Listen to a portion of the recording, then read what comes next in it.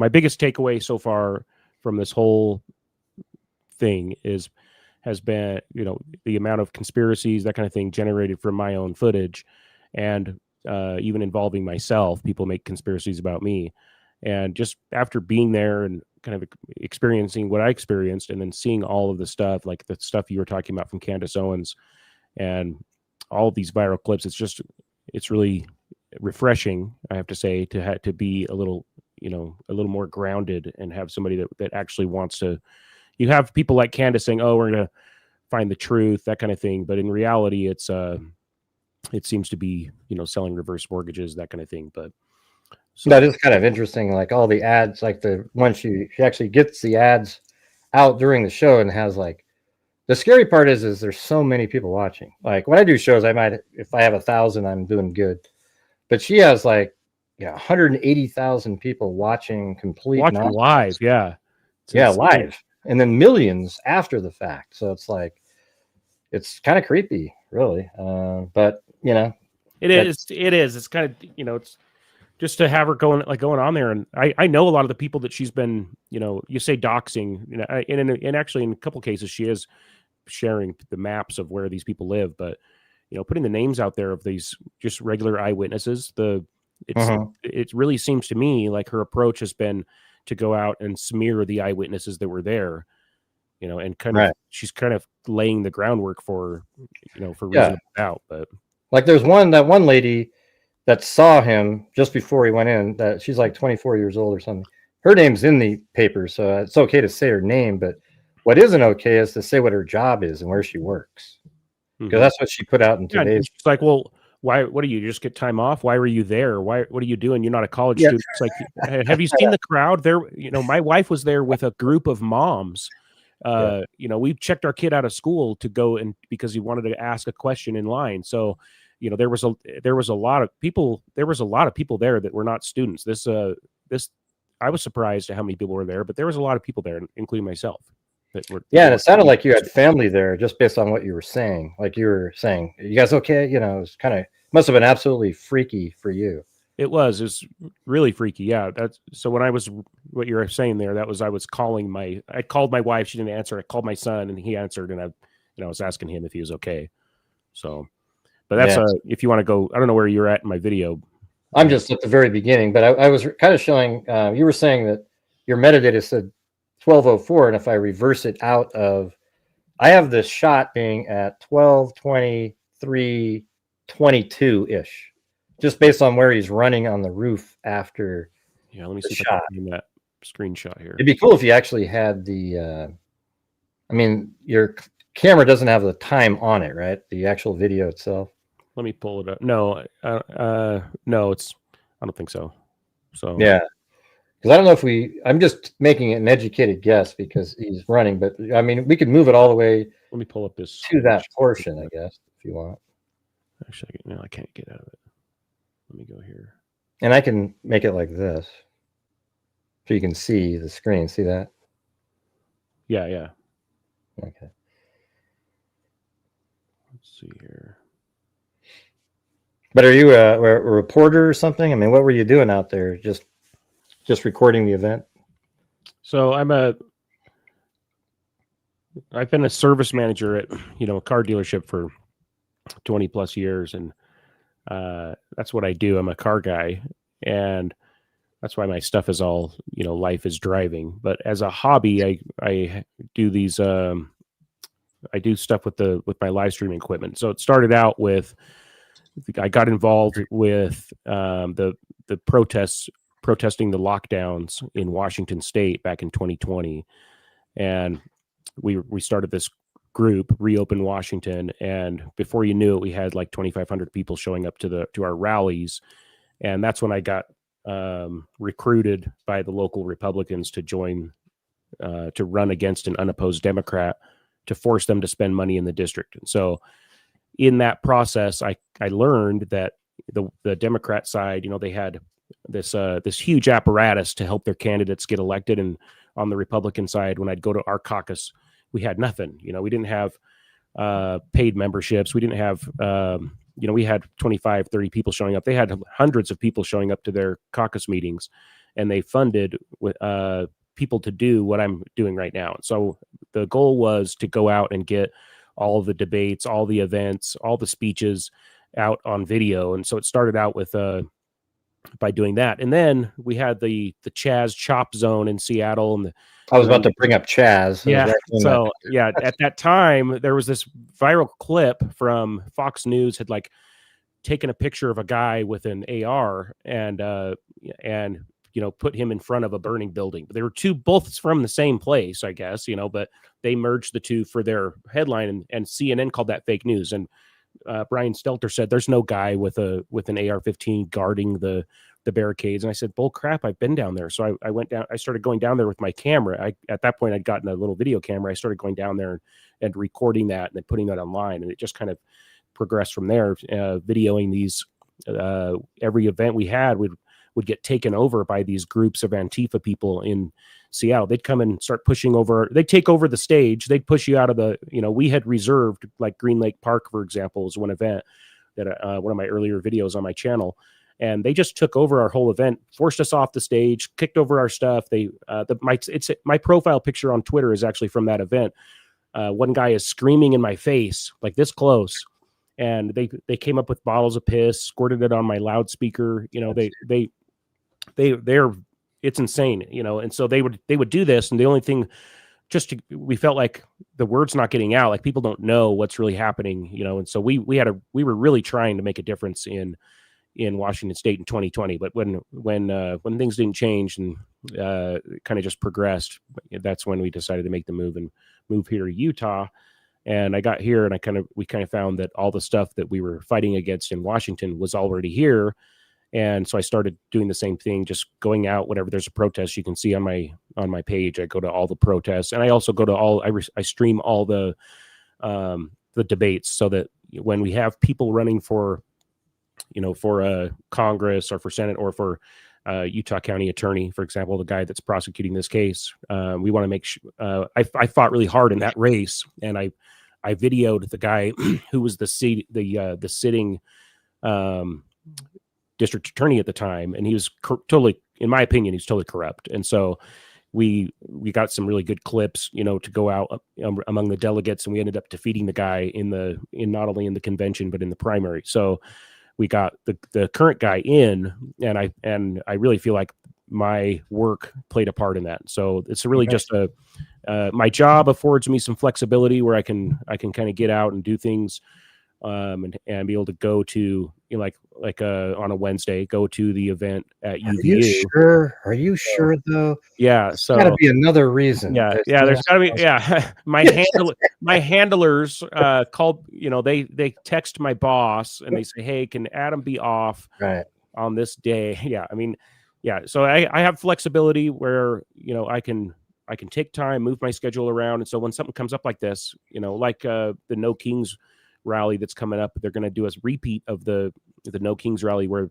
they shot one of their own protesters here in Salt Lake City back in June of this year.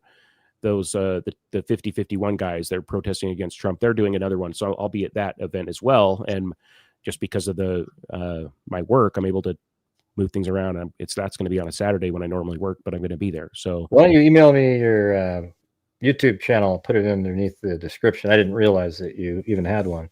Yeah, it's the same as my Twitter handle. It's at Life is Driving. Oh, okay, cool. So yeah, Life is Driving, everything. Yep. Yeah, I'll send it to you. Okay. I'll just put it in here. Life is Driving. All one word, yeah. Right there. Okay. Just put it in there. People can go check it out. So when my kid said, hey, he had asked me 2 days in advance. He said, hey, Dad, will you check me out of school? This was on Monday. He's like, hey, will you check me out of school so I can go to Charlie Kirk on Wednesday? I said, no problem. I was actually planning on being there. So let's do it.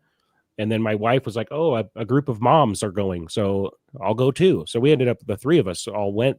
I left, separately to go and meet them there because it was in the middle of the day. So, but that's how it happened that we were. And where were they sitting in there? So my wife was pretty far back with a group of moms. My kid had left her position to go stand in line. He was pretty much at the end of the line. I think he was, waiting to ask a question. So he was pretty far back. in the line, and then Well, let me show what on this image right here. Let's just go in there. So right in here, I actually did an overlay of the stage. I was seeing as I was driving home, I was checking out what you're doing, and yeah. So where was the line? Did it go right in this? Cool. That's a waterfall. So like, so it kind of snaked up to the to the right of that waterfall. Oh, over here, kind of. Yeah, okay. Yeah. So interesting. Okay. And then you were, I believe you were like right here. Correct. Well, I started out on the other side. Yeah, right over there. Right, way over on. You can see that on that other balcony there. Right yeah, you were. I think you were right over. That's where I started, and then I went the other way. I made it all the way to that other side that you can see. Yeah. So I started there. I went all the way over there. But this is where the shooting. You were kind of like right over here when the shooting happened, and where at the height you were at. I mean, it's amazing how you're just missing. Like you can't see. Just missing it. Yeah, there's that. You're actually over here. The peak of that roof, that building, gets in the way there. Mm-hmm. It's wild. Your camera position would have been so perfect if you had it on a tripod another 5 feet in the air, you'd probably see him running around. You know, up on there, I would think. Oh, totally. If you look at my video. And there it is. A lot of people ask, why is there crime scene tape? Just to the right of me, you can see that there's some crime scene tape, especially when things start to go down. Uh-huh. That whole area right above Charlie's tent was cordoned off so that people couldn't, squirt their bottles of piss and throw things down on their tent, the kind of things that these counter protesters usually do. So that's why they had that area cordoned off with caution tape, so you couldn't go right above Charlie's tent on the balcony. What's the conspiracy that there was already crime scene tape there? I mean, that's what it is. That's what it is. If you look in my video there, you'll see a little far after the shot happens and people clear away. You'll get a view of it. And as I walk up to these guys, when I first come around the corner, you can also see it there. If you back up a little bit. Yeah, but what are they trying to claim that means? I mean, like, people are, oh, wait, there's already crime scene. Ooh, there's got to, and then they come up with something. What do you think? I mean, obviously it was a setup, and it's like, I've said many times there was zero I encountered zero security going into this, but the crime scene tape and that one cop on the top, and I think I saw two tan shirt sheriffs on and on also balconies. President of the United States, for God's correct. Yes. But when I went to the Republican, I streamed I recorded a bunch of stuff at the Republican convention, the state convention that was at UVU. I entered through the same building. It wasn't in the courtyard, but I entered through the same area, and there was bag checks and everything. And when I went to TPUSA, obviously post Charlie killing, I went to the event up in Logan, Utah the other day. They searched my entire bag and made me pull every single battery out. So I'm sure that's going to change. Obviously, they've got heightened security right now, but but back then there was no security other than the stuff that they had done in advance, setting up that caution tape and a couple of guys milling around, and then there was an immediate ring around Charlie himself. That's what you see right after the shooting. And those guys jumped right on, quickly dove on him, tried to get him out of there. They did, yeah. They jumped right on him. I mean, see, people were like, "Wow, why isn't there security way up on that far back roof?" And it just, for me, I don't know if you do that especially at these kind of events. Do kids really, prior to him being killed, do you want to have SWAT and tactical teams on buildings with rifles aiming at people? I just don't think it was normal to have people way back looking at a building that far away for some kind of a sniper or something. I think now they will be, for sure. Yeah. It's interesting. There's a local group, a local podcast group that have like 23 Patreon subscribers here, and they're a bunch of leftists, Utah Democrat people. And I was listening to their episode following the shooting, and they were both of the guys on that had attended this university before it was a university. It was called Utah Valley College, UVCC, Community College, and they were talking about how this courtyard, they would joke when they were setting up Romeo and Juliet and stuff that they called this the kill box, because it was the perfect setup for for this kind of a thing. So Yeah, you have like some of your shots that you just randomly are turning. Yep. Show like you can just see this little corridor right there. It's so crazy. I think so people who knew of this amphitheater, this outdoor amphitheater setup, kind of surrounded by maybe like an octagon of buildings, almost. Maybe that made it out onto Discord somewhere. Yeah, most likely. But and I do believe the one conspiracy I do believe in is that the group of people that he associated with probably had talked to. If he told his boyfriend, I think it's unlikely that he kept it to himself. They probably joked about it on Discord, and maybe nobody took him serious, whatever. But I think that because of the tweets that we saw from different accounts here in Utah leading up to it, I don't know if you've seen those. Let's see. Have foreknowledge, like one of them was I believe it was an account that had like pronouns and stuff or furry stuff, one of those deviant. I think I can see those. But they had tweeted about it and said, Charlie Kirk's coming to my campus. I hope somebody literally evaporates him. And then they said, followed it up with another tweet of a smiling dog saying, let's just say something will happen to Charlie Kirk tomorrow. There was several. They said, I had nothing to do with it. They said afterwards. Yeah, and there were several of those. And I think that those probably were. I think that's the only conspiracy. And that's that's one of the funny things about this whole thing is that the real life events and the real life conspiracy. It's like they're not salacious enough. That we have this conspiracy and the potential conspiracy and leading up to it, and this guy, with his motives, like they're not. This whole thing is not crazy enough. But you got to go and people go and make all these other conspiracies. It's troubling. I like the one where he's got like a gun between his fingers and he's shooting under the armpit. And then, God, have you seen that one? The little folding pocket gun. Can you imagine the shot? People are saying, "Oh, this you couldn't." There's no way that he could have made this shot from that distance. And I'm like, really? Like, where have you been? Like, my kid could have made this shot at age 10. Okay, yeah. So this was this was a downward easy. This was like fish in a barrel. As far as from a hunting standpoint. This was a very doable shot for somebody that did not practice very much. This is and there's a really good guy, another YouTube guy that posted a video saying how I don't know if it was actually in relation to this. I think it was in relation to this event, but he's saying how easy it was to make the shot, and he pulls out. He's like, I don't practice at all, and he does like 150 yards or 200 yards and hits at bricks. He lines up bricks. Just standing up straight, and he's able to fire off these bricks. He's like, it's not hard at all. Yeah.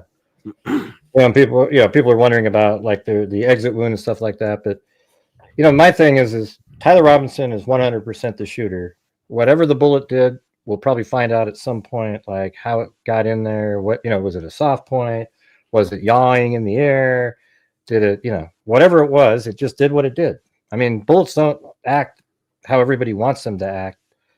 Every single time. People think it's like this, it's always the same. Here's my take on the bullet. Okay, we're talking about, there's a few aspects here. These people are doing all these comparisons. They're firing, into ballistic gels and stuff. They're using modern weapons. That were made with modern manufacturing techniques and modern materials, and that are way more refined. And the ballistic gel is not the hardened spine of a person. And I can tell you that the only elk I've ever shot, it was a neck on angle wound, like right into the torso like that, and the one coming for Charlie was a 10-degree downward angle that got him, on the throat, but just barely off to the side of center. And from an angle towards the spine. Right. And so if you look at the side shot, let me do a profile, going in to the base right above the collarbone, less than maybe an inch above the collarbone. That's a torso. Look how high this is back here. That's a torso shot. That's a shot that goes in. The gases and the kinetic energy from that shot, you can see there's a really good analysis that came out from a big account on YouTube, and he plays that frame back and forth from one of the from one of the other angles that was more recent, and you can see his body take the force. And there's actually a behind shot where you can see his neck swell up, his whole head swells expands, and the frag. We're talking about 150 grain soft point, bullet, basic round bullet for this gun that's over 80 years old. This is an heirloom rifle from World War II. So it's probably had 5,000 rounds fired through it. So that's got to affect the muzzle velocity and stability. Correct. And hitting at that downward angle, you can see what happened. It's plain as day to me, see the impact that vaporizes his, arteries and stuff. And then all that, the gases and the kinetic energy. And then where does all that go? I mean, he inflates like a balloon. And then it blenders, it pulverizes everything inside. There's nowhere else for that to go. Your skin is very, very flexible. So that blows up like a balloon, and there's nowhere else. That is not an exit wound. They don't, and you can see the entry wound going in. It's the size of a dime.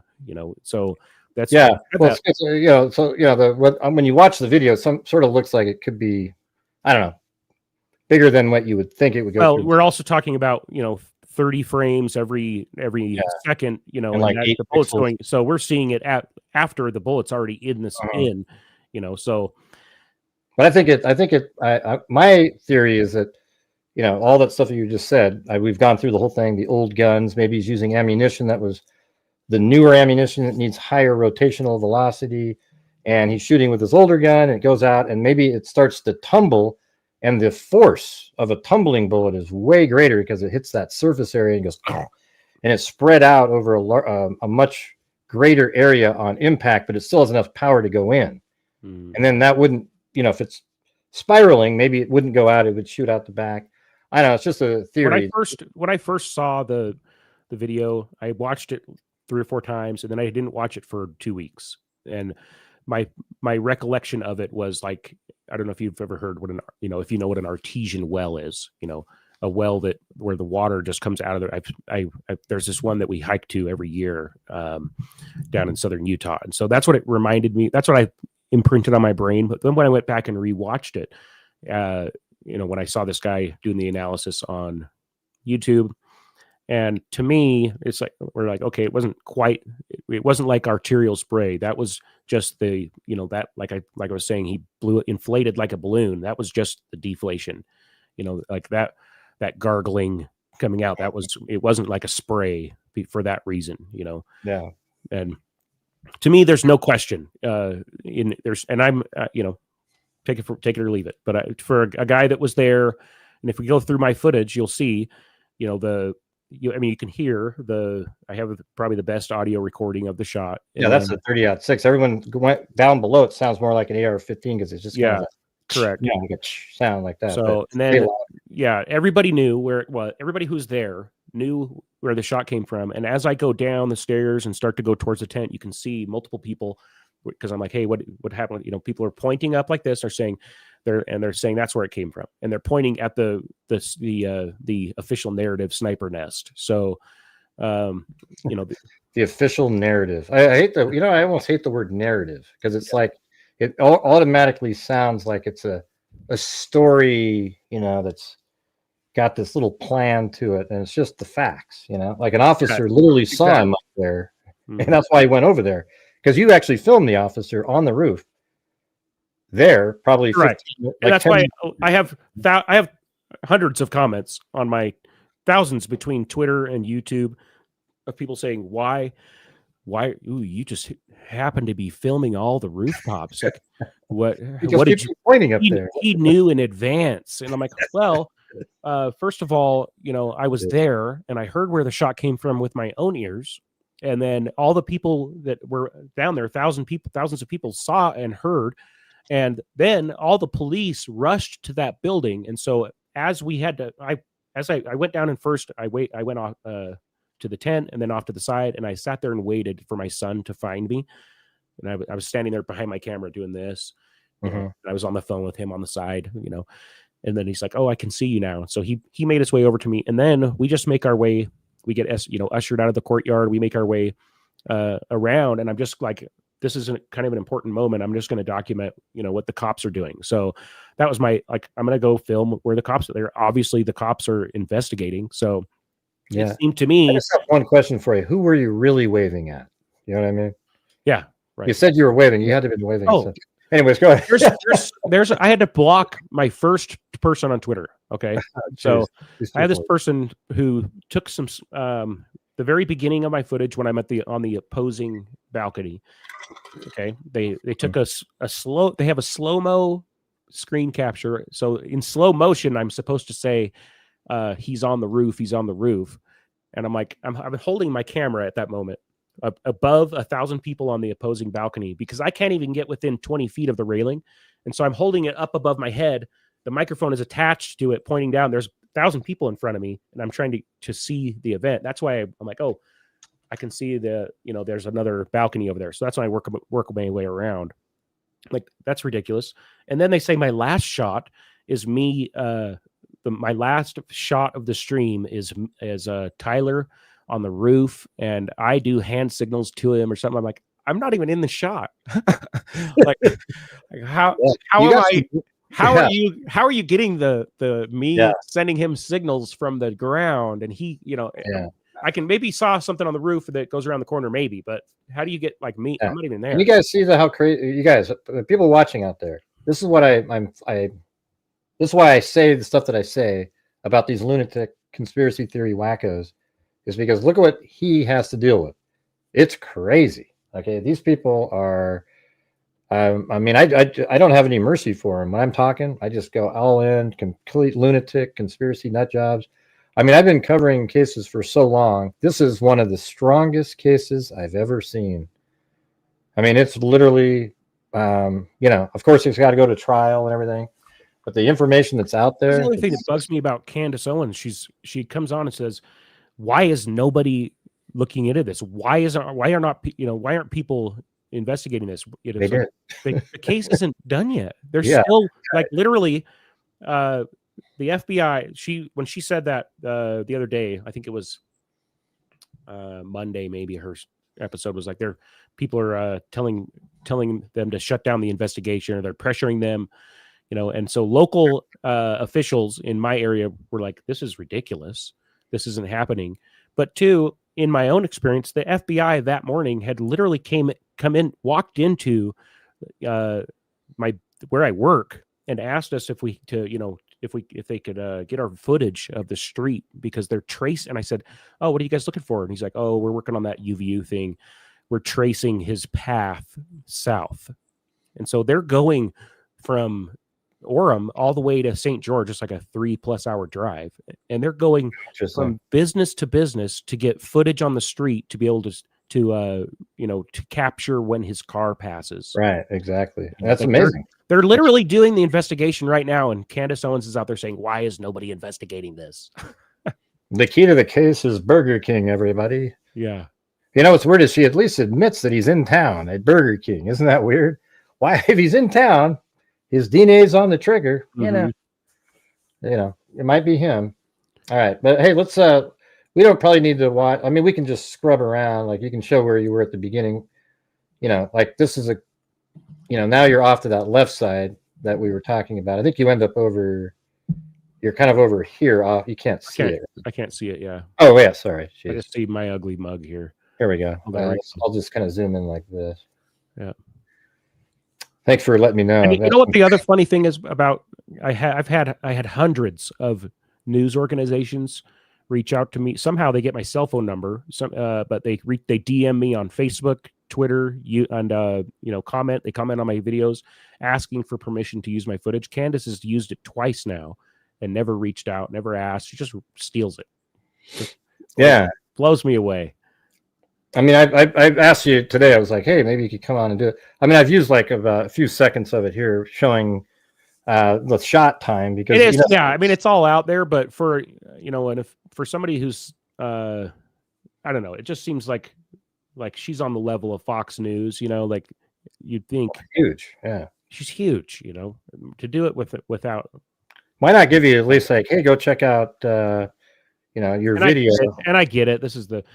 you know, when I first put it out there, it was that day, and you know, I was in shock, really, and I started adjusting the audio because my crappy equipment records the audio out of sync, you know, and then I thought, you know what, I'm just going to upload the raw file for, you know, historical posterity. So part of me says, you know what, that was my choice. So Candace Owens, you know, but it just, I don't know. It sucks. It bugged me because of the crap that she, like, it's like, okay, what's the, how many conspiracy theories have you generated out of this using my footage briefly for whatever time? And, you know, how many reverse mortgages did you sell, which is a scam?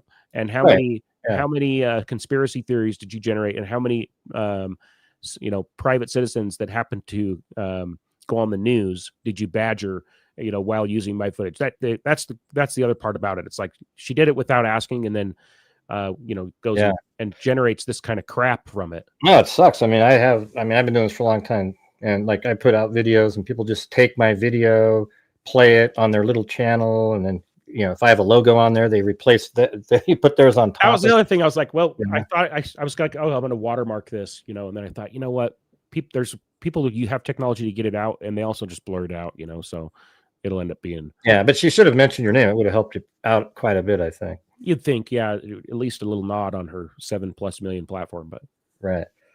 But yeah, I thought it was interesting putting the time on the video. I think I've got it pretty close. I'll show you why. Oh, by the way, I got my, just before you start, let me just do this.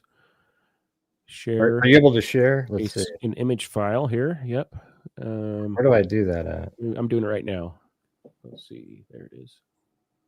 Or don't I have to give you permission? Okay. It's there. You can see it. That's my, so what this is I have these, it's called the Mevo. It's a Logitech Mevo Start. It's a little action camera kind of thing. Right there. It does 1080p. That was connected via Ethernet cable to a little Ethernet switcher in my backpack. And then my iPad was connected via, and so the camera was in NDI mode. And so that's why it says no lens information, because I switched it to NDI mode. That's why it. I use that for my dog camera, NDI. Yeah. I use my cell phone for that. But yeah, I see it up there. It says 12:04, right? Yes, 12:04 p.m. And so look, it's really close to like when I reversed it out of the gunshot time. So let me get back over here. How do I get back? Let's see. So, and I don't know if that's how, you know, if that's to, obviously it's not to the second, but. Like this one, see, that's reversing it out. And the reason there's black right here is because there's 23 frames of audio off, so it's slid over and there's no video to it. Yeah, thank you for doing that, by the way. That's I can send you that clip if you. That is very cool. So I got to do it on the big. You can see it's an 8 GB file. I was going to do it on that, and then try and upload it in a higher res. But yeah, so it's really right in this time frame. Now at this point, you are. At this point, right where I have it over here, pretty much, right? Like right over here, kind of like just off to the side, right? See those little flower boxes? I end up like right next to them, right after the shot rings out. So, yeah, and then I think you might even be a little bit further over to the left, maybe. I don't know, but here, let's just play this, and I have it set where the shot is at 12:23:22, and you'll see it's nice and matched up because his lips. This guy's. Give me 1 second. Okay. What's that, dog?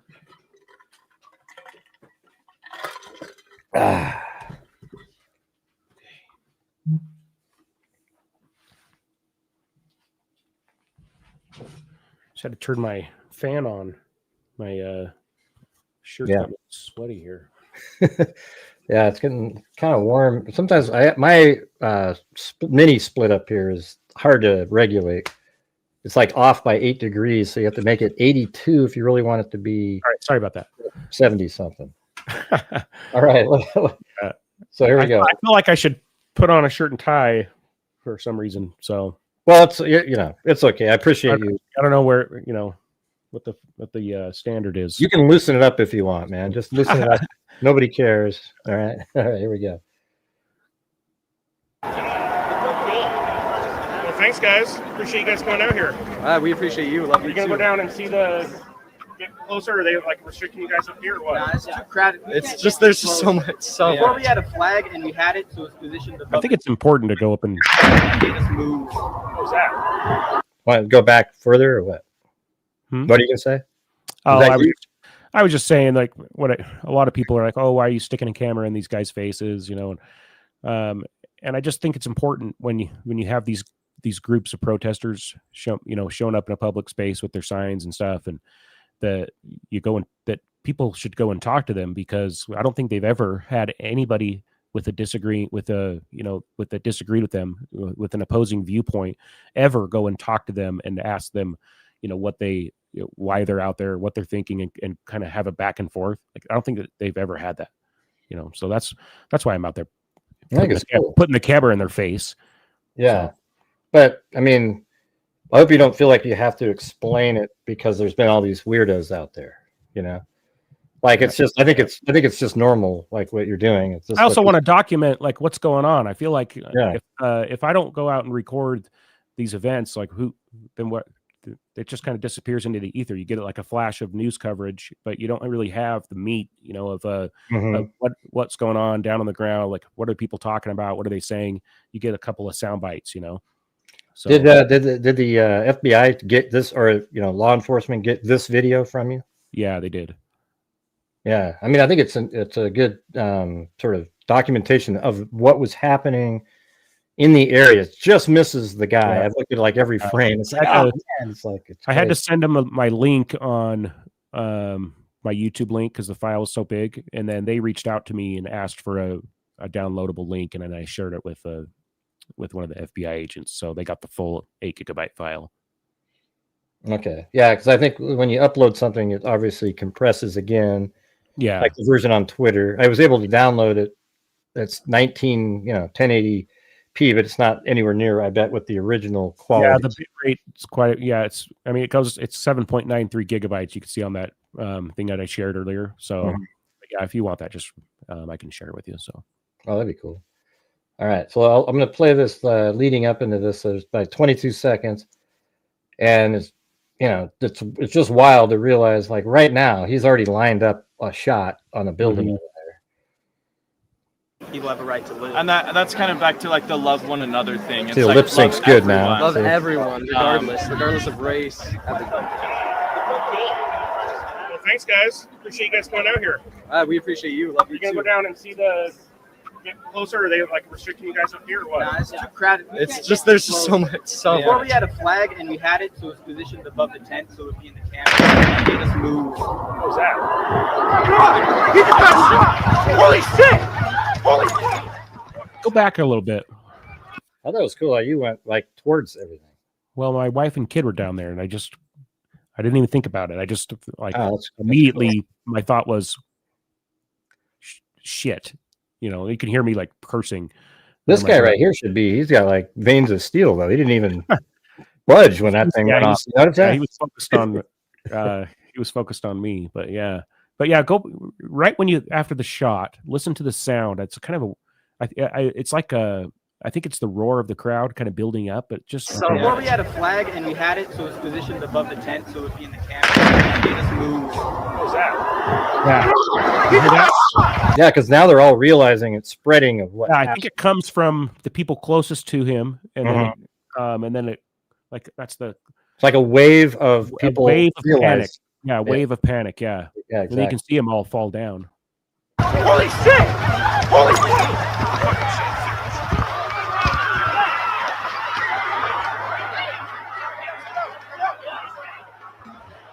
And he had a lot of time to get out of there, right? Because, I mean, some people back here started leaving, but he's way behind all of them. And he ran straight off the edge of the... Yeah, he was like up and moving, I guess. Yeah, so he went like... I got it all right here. So he basically... Let me just get this up on the screen so we can see it. So right here is where he shot from, just like this. And you're right over here somewhere. And it's like, boom, just like that. That's where the shot came in. And then he, right after the shot from this location, he turns it. Let me just try to I got to get this up in the air. It's hard to control it right now because I'm inside of a building. But yeah, right there on that corner, right after that, he ran this way and he was right here at 12:23:34. So I think the shot kind of came around 12:23:22. He stands up and he starts moving, and like 12 seconds later, he's in this area, and then he runs off just right around the corner here, and then he leaps off this corner. He lets himself down and then jumps down to the ground, and then he heads over to the woods right over here. So that's how he did it. But he got out of there way before. I mean, imagine after that shot, right? When you're looking at it, these people start running, but he's already over here.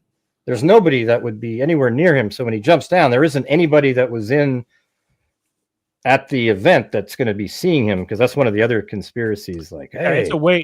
It's also a hike. Like if you watch my video as we work our way back up to that area where he dropped down, you go uphill. It's uphill. I mean, that's an Charlie was in the bottom of an amphitheater. You know, that's what.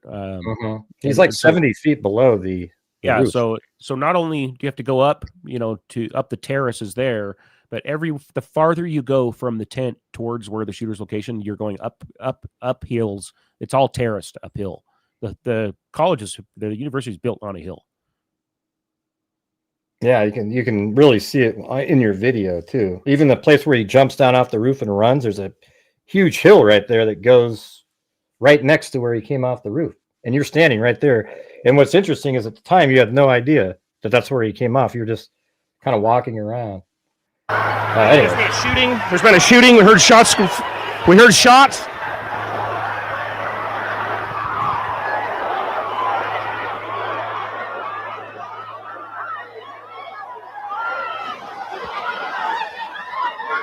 I mean, we don't have to watch like everything. I can scrub it through, you know, like, I mean, people have seen it. Like, you should go out to you have it on your channel, right? My YouTube? video? Yeah. You should load it up on your YouTube channel. Load up what?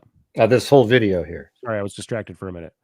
Oh, yeah. yeah. If you have this video, load it up on there. Load it on my end? No, on your YouTube channel, if you don't have it. Because people should be over there watching. Oh, you mean as far as your live stream? No, your video, this big video, this hour-long video. Yes, the whole thing is there. Yeah, I upload the whole thing there. Oh, you did? Okay. That's probably like 100 and it's got 100 and something thousand views. It's nowhere near the Twitter levels, but yeah. Yeah, so you're up here, and then you sort of make your way down to the ground. And this is where it's sort of interesting in here, because look at it, it's 12:26:34. He's in the wooded area changing clothes right now. After having lead hit, we all ran up, and I came back and he was gone. So you can see it's way down, deep in there. I guess somebody's commenting on my end that the UVU had a better quality audio than I did. So I don't know. I was using a pretty sophisticated shotgun mic pointed at the direction of the shot. So I think that's why my audio was sound the way it did. What do you mean? What UVU recorded? There's a UVU review audio. There's some UVU official. I've seen it. Like UVU has an actual channel on YouTube, and they put out a video of the shot too. Oh, interesting. Yeah. Okay. So but I think you have the best audio of the actual sound. Somebody said the UVU review audio is probably a little better than your audio wise. So I don't know what I thought their video was. Well, maybe they were recording off of an actual video camera. I think they had a guy on the opposing terrace. Now that I think about it, recording with so they probably had some kind of audio setup to be able to get Charlie, but I don't know what they were using. So yeah, maybe they do have. They probably have a lot bigger budget than I do, so they probably do have a better. But as far as like the stuff that was out at the time, that's what I was referring to. I think your audio is compared to the cell phone audio. Yeah. Someone here. So these guys, that's a campus cop that we just saw, and then you have the campus first aid. And he's already gone, I would think. He's gone already. Yeah, these guys showed up after the fact. They really had nothing to do. Hey, but check it out. Isn't that weird? The guy right up here, the actual shooter that's in the bush at the top right there, he's still standing there. You see that? It's crazy. I don't know if you can see that. Looks like he got distracted again. Sorry. See right up there? They said that's my apologies. That's bush. Bad form. No, it's okay. The shooter in the bush up there. You see that? Oh, there's a really high. a really high res picture of that. With skin tone and everything. It's great. Somebody posted a really high res picture of from a camera from this angle, and you can see what it is. What's really up there. Yeah, it's a bush, but the video got 7 million views by claiming that was a shooter. Oh my gosh, I know. Isn't that amazing? Yeah, he just hung out. He just chillaxing minutes after the shooting to see the aftermath is what he. And then he's even there hours later. Like there's other people there, and then he was there a month before. It's crazy. Yeah. Yes. 2 years. I'm getting out of here. That's a pretty good shot right there to see kind of where he was sitting. But also this camera right here, I don't think could see the shooter because it's too far back, and the angle is. I think it just misses it. The camera. Yeah, I think that proved me wrong. Banner that skirts around the tent. I believe that would. And the other thing that when I heard you talk about this earlier in the stream while I was driving, that if you watch any of the TPUSA stuff, that camera is zoomed in on the person asking the question. So because of that, I don't think that it's going to see anything, above the zoom. Right. And I even think even if it was panned out, that just given the fact that it's high up in there, and then this tent, and it's 11 degrees way back there, I don't know if it would get it, because I just was looking at it on well, for example, let me show you this one shot right here. It's really good. It's by Reuters. They have this perfect angle right here. Let's show it again. Look at this. It's an amazing shot, really, because this is exactly where the guy was laying. And then look at the shot. Now, of course, it's lower, so it would go a little lower under the tent. But when you go down here, I'm going to try and go back there with a zoom lens and see if I can stand where the tent was. Yeah, you could do it, but you have to also put something that mimic the front of the tent. Not necessarily for that, but just for the for the angle. Yeah, it's crazy too, because this is, look how he just to the left of this little point that sticks out, and then I mean that's just crazy right in that spot, and then he gets up. But I mean that's a really good photo there. A lot of people were saying, "Oh, there's no way that it gets so hot on those roofs," and it's tin roof. Well, the guy was wearing long sleeves, long pants.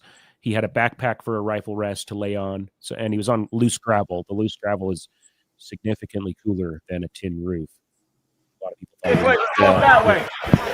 Hey, move that way. So at 12:29 is when the killer's running in that dirt area in that one video. We're not even there yet.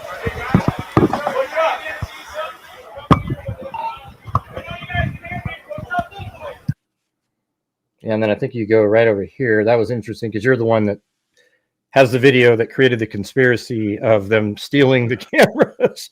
Good job. Good job, man. You have people, oh, he committed a crime. This guy needs to be prosecuted. I'm like, first of all, let's say somebody comes into your house and murders your wife right in front of your family. Okay. Guns are down, whatever. And then you call the ambulance, they're gone. And you're maybe not your wife, something close to in your house, right? A crime is committed in your house. Okay. Somebody's murdered.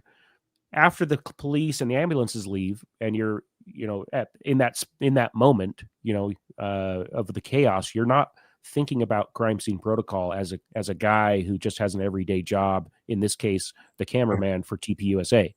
Okay. You're like, oh, I guess I better I better pick up this knocked over chair. And you don't even realize it because you're in shock that I'm moving things around in a crime scene. You're like, oh, there's people coming up and literally stealing the hats off of the bloody table. Maybe I should start cleaning up my $10,000 camera because I guess we're done. Like those guys are just kind of milling around with nothing to do, and they're not really in the mode of, hey, right. And they're probably like, we got to take our camera. We're not going to leave the scene and some idiot could just grab it, Yeah. And I don't believe that Candace, if you look at the way that she presents everything she does get, any shred that she does get, of a piece of video, a text message, whatever it is, she airs it, good, for whatever, to insinuate whatever she wants to, but to just say, oh, I reviewed the footage and it actually doesn't show, she had said she reviewed the footage from that camera where the guys take the memory card out, they go behind the tent, and according to the TPUSA statement, they gave it to the authorities right then. And so she claims to have reviewed that camera. I don't believe it. Because how would TPUSA have the footage to let her review if they gave it to the police? And if she did have it, I guarantee she would have aired it. Yeah, I mean, she did sound pretty sincere, but she's always like, I'm not the type of person to show text messages, but like, it's like right. every other episode. The thing is she's put out so much inaccurate information. I could see her, and she does it with such ease that I could think that she is, and you're probably like me. I bet you 6 years ago, she was great. Like, I thought Candace Owens was awesome.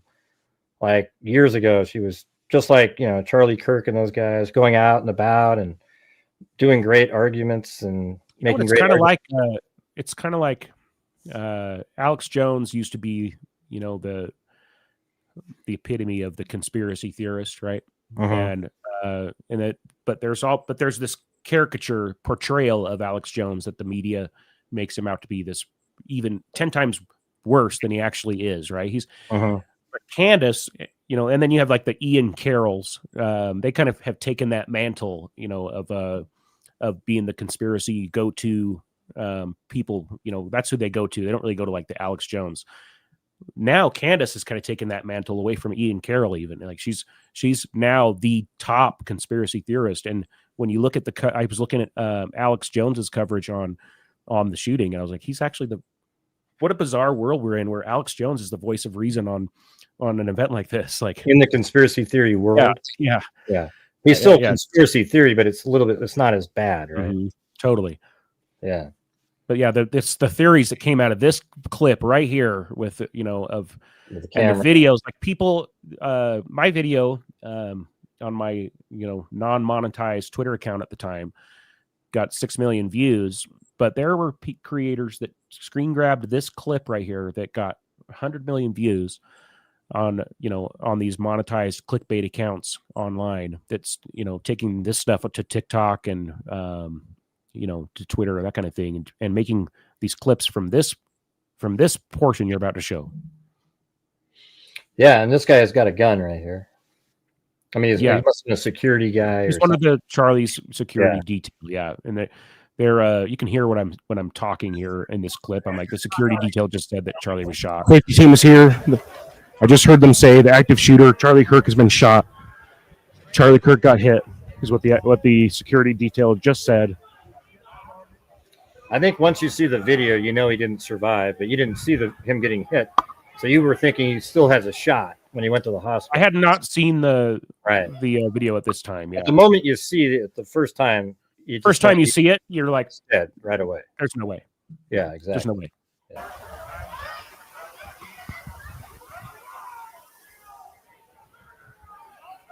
And I think they have you move. I'll just kind of move. Like this guy comes over, right? Leave. Yes, sir. Yeah, and so I thought this was cool. I paused it here at one point because that's where the shooter was, right there. Mm-hmm. And look at this little corridor here. If you're 20, just left of the stage, there's no shot. Basically, his tent. Mm-hmm. Like if you moved off over there, but that's it right there. Now, quick! I moved past when I was at the other end of the thing, you could see people pointing up where the shooter was. Like over here somewhere? When I first entered this. Okay. You'd have to go way back, but all right, so like right as I go down the stairs, like right around in this area, maybe. Click play as I'm going down the stairs. You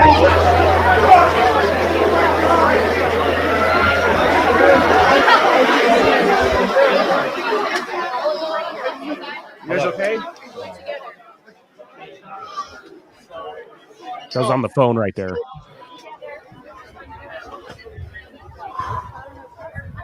Abby, are you inside or outside? My son just said that on the phone. And that guy, see those guys up there? They're like, look. It sounded like to me like it came from up there. Sounded like a sharpshooter? That guy was so into it, like scooping with his friend right after you asked him that, he jumps away. Dude, right, he just got shot.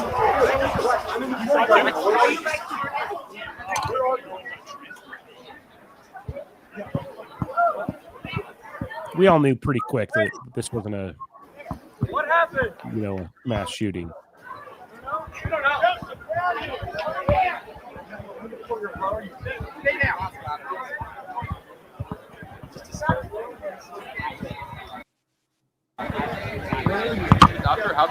hit, we all ran up, and that kid back home was gone.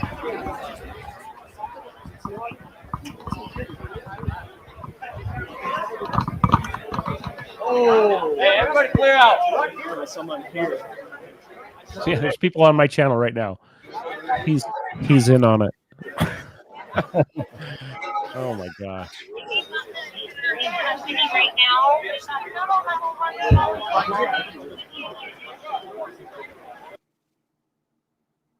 I'm just going to move it around to when you That's start. where we're at. I'm just kind of as I'm right here. I'm waiting, and I'm waiting for my kid to come around to me. This is where I was saying I was sitting there waving my arm like this. Oh, could you see it on the camera? No, I was behind the camera. I just parked it, and oh yeah. Thank goodness I wasn't. Jesus. Yeah, If thank I was goodness my hand signals were not on camera. Oh God, that would have been. Oh my goodness, this guy NG here, he knows everything. Yeah. Oh my goodness.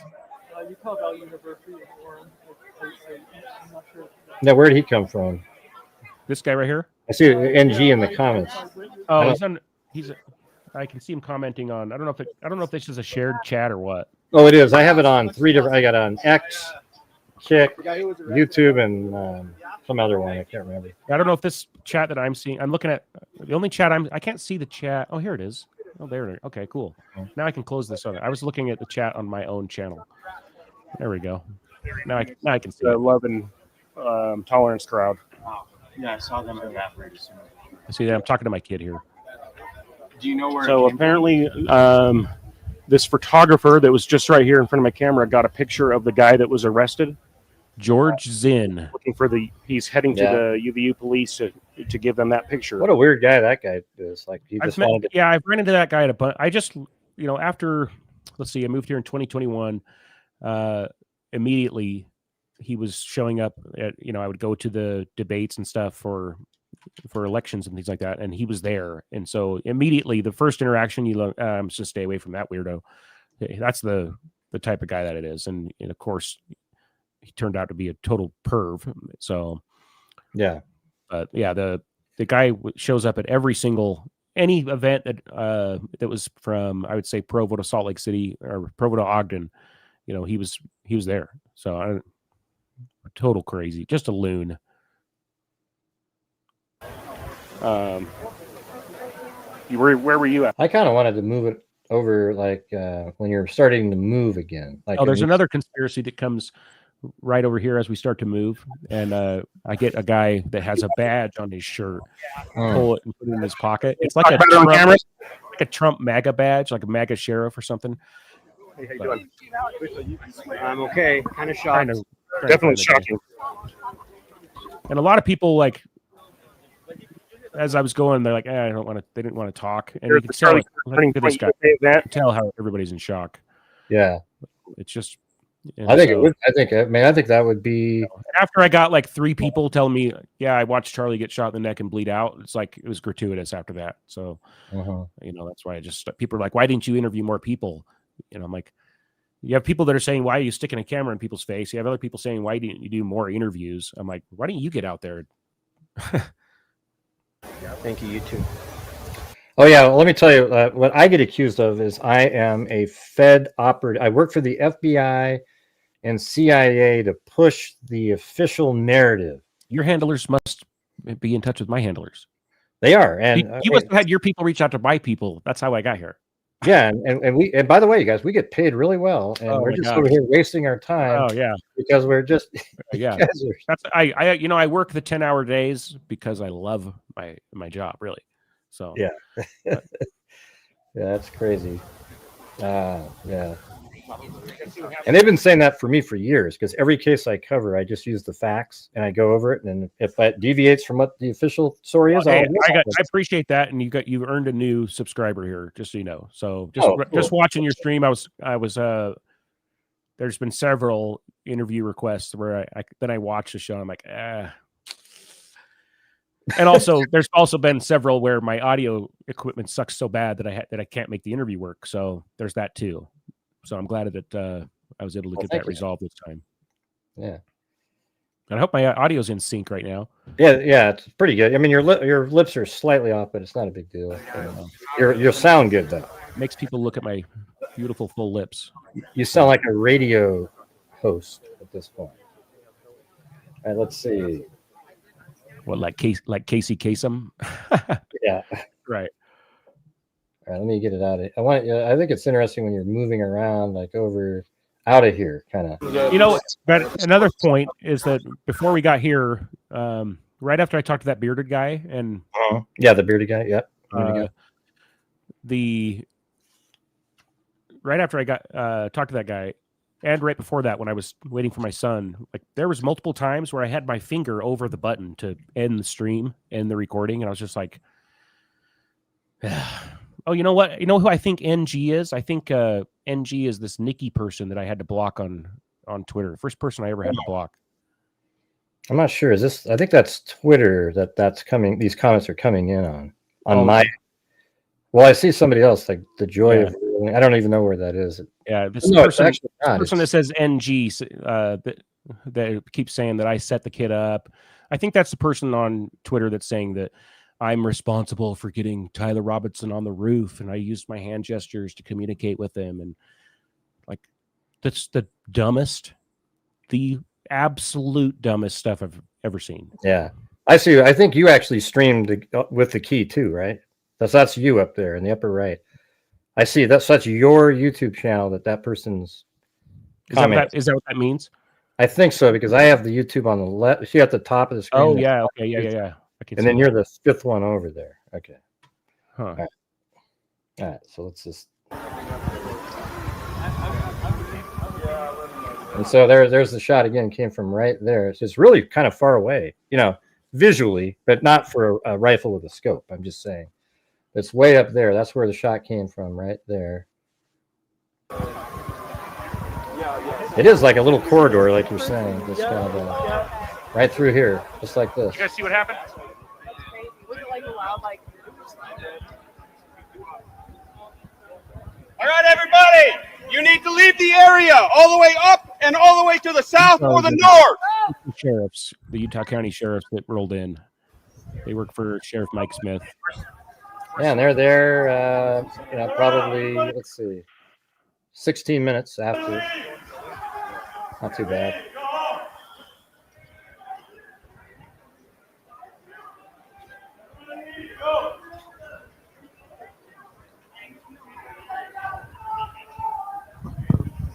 Somebody's saying, "What do I think of Phil Lyman?" Yeah, it's just. I voted for him. So I run into him actually further on in the video too. But he was obviously in shock.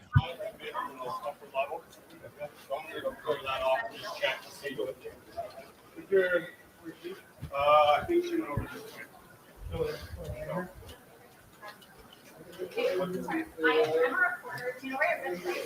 At this point, I don't know, but if you can just either move to the north or the south, down in the valley a little bit. All right, I'm gonna move it like when you're, because you make it out into, like you're literally moving around by the. Yeah, I've been on the phone with John. Like underneath the Losi building. And the live stream of this only lasted 27 minutes, so that would be. How far in did you say the shot was? 23 minutes or something? So yeah, that would be 5 minutes out. Like the live stream got canceled or. So you were live streaming, but you kept recording. Correct. I was live streaming, but recording at the same time. And so nice. the stream goes down, which isn't, it isn't that uncommon. I think right now we are 36 in. So you probably went down more like right around this time frame. It's funny, the person who thinks that I'm responsible for somehow involved, like I'm responsible for this. That means that I was also responsible for the shooting at the No Kings rally because I showed up to that. And I've had people blame me for the furry protest that I streamed, saying that I set that up. And so like it just seems everywhere I go, I'm setting up all these. But you're now you're giving them the. It's a good thing I was late. It's a good thing I was late to the TPUSA event on Tuesday, or else I would have been blamed for that bomb scare they had. Yeah, of course.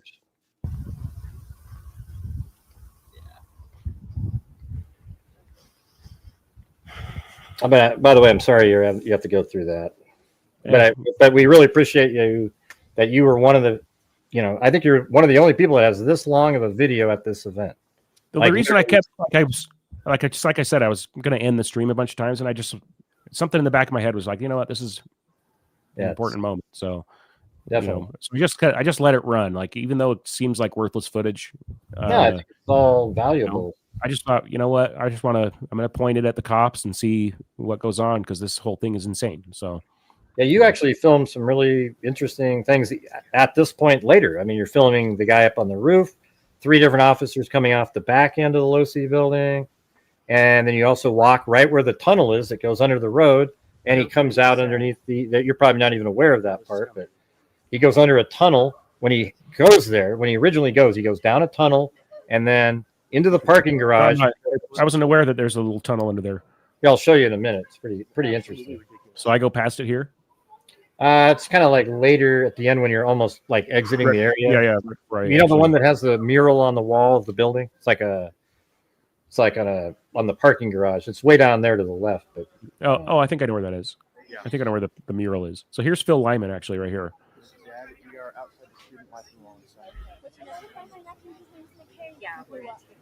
And what does he say anything on here? I can skip it through there. No, I just said it.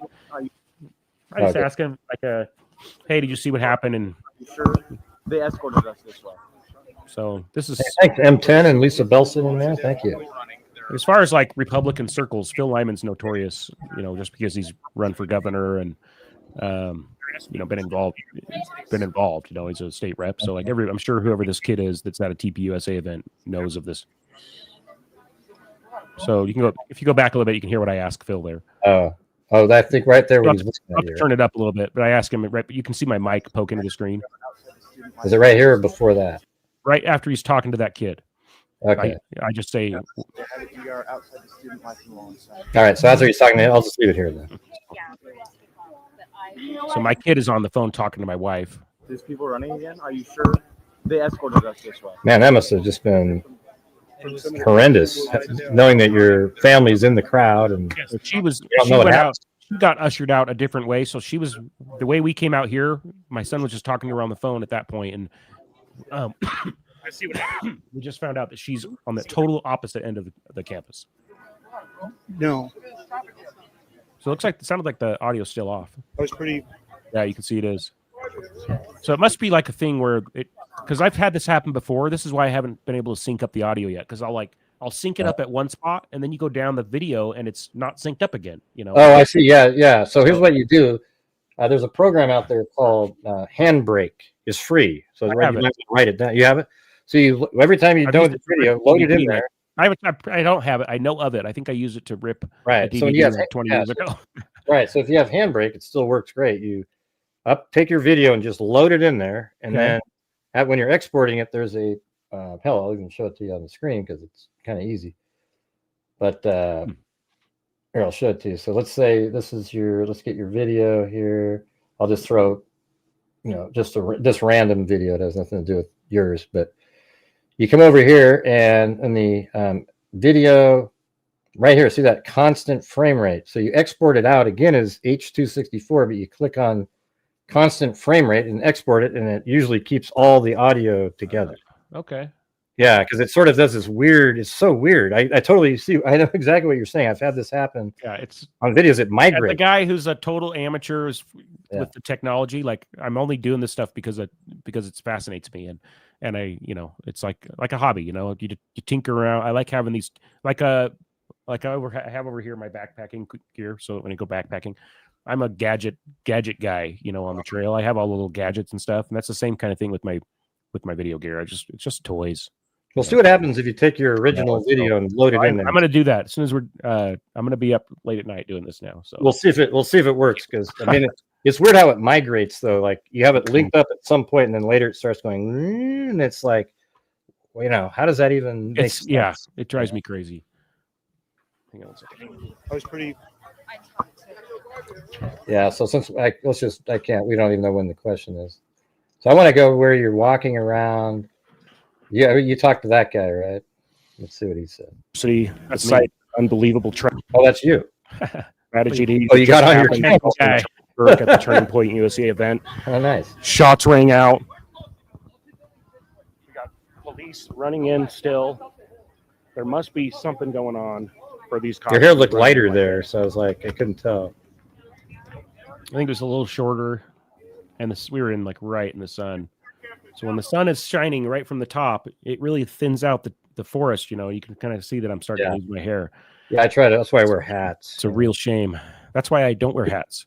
Yeah, well, look at right here. Watch this right here. Watch. See this little rock here? That's where the killer came out earlier. Oh, really? As a matter of fact, I don't think I've seen that. I've only seen the drop off the roof and run across the knoll. Yeah, so they have them on video. Let me just show you what they've got here, just so you know. It's always cool when you can get other people to see. See right over here, this fence, right below there's a tunnel, and he came walking from over here. And let me show you that really quick. It's pretty interesting. I've got a clip here that a guy named Chuck Keeler filmed. And I just got to, like, it's maybe this one. It's hard to find these sometimes. Yeah, this is it. All right, so this is right where the surveillance shots were taken. I don't know if you've seen them. Have you seen the ones? Pause that real quick. Yeah. Yes. So this is the driveway cam area, right? Yeah, exactly. So like, okay, I can see the parking garage there. Okay. And see this one on the right? That's the first. There's two cameras that picked them up walking right here. The one on the right here is the first one that TMZ put out, and then a second video came out on this other house over here with the basketball court hoop on it. And so as he walks down here, I'll just kind of move it. You know, the other fascinating thing about this is how this kind of sense, like you see it from Candace Owens, but you see it from a lot of people, that the entitlement, they're entitled to all of the footage that the FBI has right now. They're like, why did the FBI just show us this clip of him dropping off the roof? Obviously, they have the wider angle. Right, I know they have it. They even described it the same way. What makes us think that in this day and age that we're entitled to everything in the investigation before it's even completed? Well, the thing is Tyler Robinson's alive. Thomas Crooks wasn't. That's why we got all of that footage. It was just like, here's what happened, right? Tyler Robinson's alive, and he's going to have a trial. They don't give out crap when there's a trial. I mean, we might get a little bit more coming up. That kind of like set the precedent, having that all come out like that. That's what people, I think people believe all of a sudden, we should be able to see everything because this is such a big deal. But this is actually a criminal case now, and they almost never give out that kind of information. Yeah. You know, just the way it is. It sucks. I mean, I want to see it, don't you? I mean, who doesn't want to see it? 100% agree. You know, but it just baffles me. You know, like why haven't they released it all? It's like, well, they're still in an investigation. So, yeah. So let me show you this. So that what we just saw right there are this one. This is the one we just saw. Now, if I move it forward here to so there's this video that a lot of people haven't seen yet, but this is a real video of him heading into. He's about to. This is his last, final route in to kill Charlie Kirk. So he turns left on the next street after that, and then he comes down, and then we see him on this camera first. That's the first TMZ video. Then he walks over here, and here's the basketball hoop one, right, that we just saw. Okay. Now watch what he does over here in the corner here, right up by that grass. So watch him when he's walking by. You see him come over here, and then he turns to the right. And he starts heading off, and then he goes, almost like he was about to change his mind. I mean, it's so weird. It's like a pivot point. And then he goes, screw it. And then he goes that direction, right? And so this Chuck Keeler video, that's right here. That grass is right here. Oh, okay. And he's about to turn right. Where's this video from? You said Chuck Keeler? A guy named Chuck Keeler. He has one video out there, and that's, let's see. What does he have out? Yeah. He doesn't have all of the videos that he took, but he sent me these because he filmed these. It was amazing because it's exactly the route. Watch this. So there's only one way to cross this little creek, especially with a rifle in your pants. And there's this little bridge right there. You see that? And you see it on Google Earth if you're above. So if you're over here, while that's still walking, I'll just show you. So right now, he just walked just like this, down here, across that little bridge right there. And then he's going to go into this parking area, and then look, he goes into this tunnel right here, and we'll just show that part. So we'll move it forward. We don't have to watch the whole walk through the parking lot. So he's going down this direction. Very interesting. And see, there's that. You actually walked this way at the end. Yes. Yeah. Right. And so, I'll show you what, it'll make a hell of a lot more sense too now on some of these other images that are out there. Let me show you these. So watch this. We got, and this is the stuff that excites me. I like just putting the story together, not a fake. So let's see right here. So we got, remember those images that came out? Now look at this one. I actually figured out that there was a tunnel before they released the image that let us know that it was a tunnel, because right here, you see that? Oh yeah. See right there, you've got this little slope thing there, and I could see that there was a parking lot. So on my show, I spent like 45 minutes looking around, and then boom, we finally found it. And then in the probable cause document, they said he went through a tunnel. So you got like right here, right? So he's standing right next to this railing when he's going into the tunnel. All right, so you'll see here in a second the exact shot here. Hold on a second. So he goes down, and everything makes complete sense in here. You'll see, but you wouldn't see this on like Candace Owens' show. You can forget it. So see that right there? Mm-hmm. See, that is right here. I mean, that's just absolutely perfect. See that? Yep. The rail, everything. He's coming down, and look how he's walking at a 45-degree angle, letting his right leg down. And his left leg kind of, he just kind of keeps letting himself down, right? Mm-hmm. Right. So you got that. And then watch when he turns down the tunnel here. And they just showed you the camera that filmed it. So that was kind of cool. And then look, here's the tunnel. Now look at the lighting in here. See how it's kind of this yellow hue, kind of tint and everything? And so watch right. I'm going to pause it right when it gets to that little grate on the ground, right here. And then look right up in the left-hand corner. There's a camera there. Mm-hmm. That one filmed this shot. Look at the yellow hue and everything with the holes in the wall and everything. Yeah. So he's like standing next to this wall, but heading that direction. And it makes sense, right? It's filming backwards. And then look at this. He just goes around the corner here. This is underneath the parking garage. And then look at, there's a stairway right here. Now watch this right there. Yeah, I've seen this one. Yeah. Is this shot. That's him coming up the stairs. Mm-hmm. And then he's making his way up the stairs, and then he goes around and he goes up. And you'll see all of that. You can see this is the set of stairs here. So there's the camera that filmed him coming up the stairs. And then he gets up here. And then there's that, the other stairs that we just saw. I mean, it's so obvious. Look at that. Right there. Boom. And watch this. See right there, that little damage on there? It's right there. See, like that damage is the same damage. That's just, this is clearer than that one. So, that is the stairs that he's going up. And then he comes out right where you were walking, basically. I mean, it's amazing. You actually walked down this road right here. You I did. there. So here he comes. He's coming out right here. See, boom, right? I mean, this is how he came out. That's obviously he went up those stairs. Mm-hmm. He had to come out right here.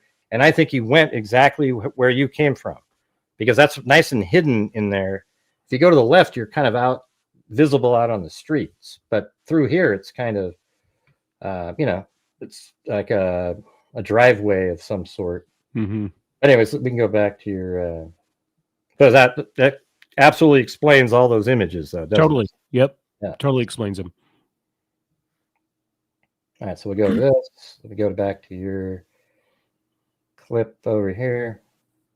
So I kind of want to move it to where you're. Okay, here you are. This is where right to your right is the same parking garage.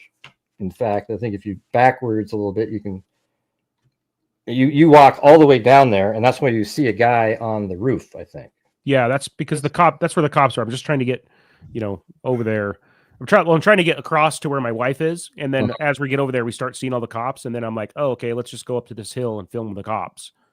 So yeah, and there's a guy right there. He's just standing up there, yeah, right there, and that's exactly where the shot came from.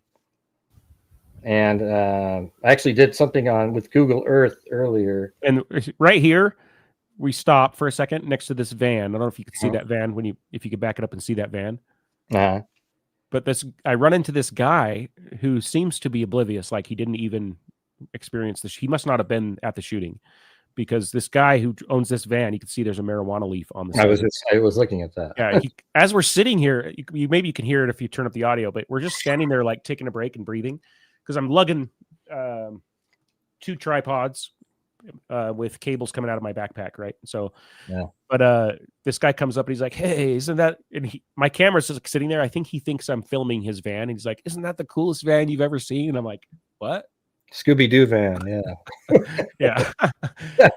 Oh man. Let's see.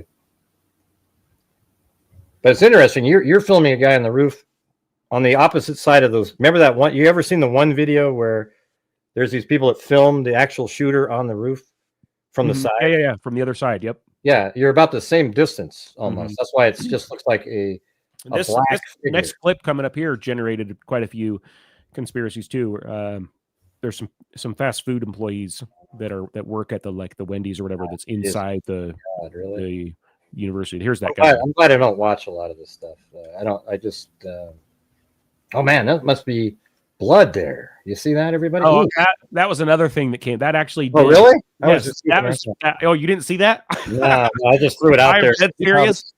That picture of that screen grab right there. People said that's blood on a pole. I'm not even joking. Oh God! See, I know how they think, so I can just say it. Even now, like I look at my notifications on Twitter, and minutes later, it's cascaded up to 20+ again, just because there's so many tags of people capturing things and saying, "What's this? What's that? Look at that." So this guy here on the left.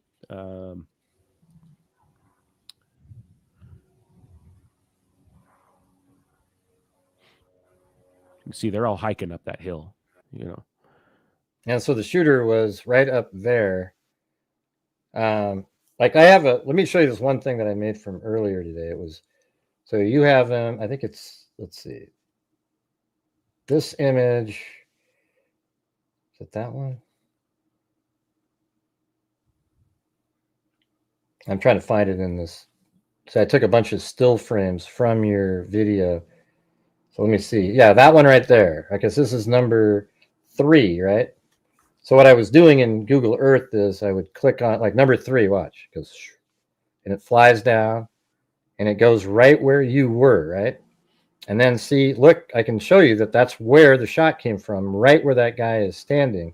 Okay. In the image. You probably just know that, but there it is in the same. See right up there, just generally, you can see the shape of the building exactly like that. Go ding, ding, ding, yep. Right there. So that guy found that spot pretty quick. It's pretty amazing. Those guys. One of them saw the shot and he went up there. Are they going to file charges against that guy for contaminating the crime scene? There you go. That's what I want to know. Hey, where's your mom? Yeah, you feel. You know what? I think you're as jaded as I am now. Here, I just asked my kid. I said, "Where's your mom at?" We're like working our way through, and then we're gonna try and go through to get to the other side where she is, and then we're gonna get told, "Sorry, you can't go this way. Turn around." Well, the way you went was, but you do go up there somehow because you go up a path and you make it right to where. Yeah. So I'll go past. I'll go right to the left here. I don't know. I'll go right across the line of fire. You would say, I guess. I'll go right under it. Oh, that's right. You do that. Yeah, and then I get told to turn around because we're trying to get through. There's and I haven't spent much time on this campus, so but she's on the other. She's at the very front where there's like 100 police cars clogging up a huge roundabout, and so we're trying to get there. Yeah, you do pan up, and then you can see these one officer sort of standing up there. Yeah, so here we get told to turn around by someone that's on the roof. So where you're gonna walk later, though, is exactly where that Chuck Keeler walked. He actually walked the route that the killer likely walked, and went right in front of the Losi building, and then goes into the doors. I mean, if you live there, you should maybe that may be something good for your channel. Is just to walk the walk. I could show you. I'm trying to get up there on. I'm like 20 minutes away, but this Sunday I'm planning on going up there. So. I've thought of it, but we just got told to turn. We just got told to scram from somebody up on the roof. They're like, "Get out of here! You got to go the other way or something." That the door's shut, And so that's the people that I encountered as I was going in here. They had just been told to leave their job. They were like, leave the cash register and exit the building right now. And that was the person that we passed coming out. They're like fast food workers. So Yeah. and then we're going to hike up the hill here. Yeah, it's really hilly, way more hillier than you see. Just like you're looking at Google Earth. You look at the courtyard. Yeah, it just doesn't look that like you're in that Right. extreme of a hillside, but you are. That's, you know, It looks like it's about 70 feet higher. I was looking at the roof to where Kirk was. mm-hmm. And so right up there, that little part that sticks out up there, see that little weird right at the top there? Yeah. He runs right behind that when he exits the roof.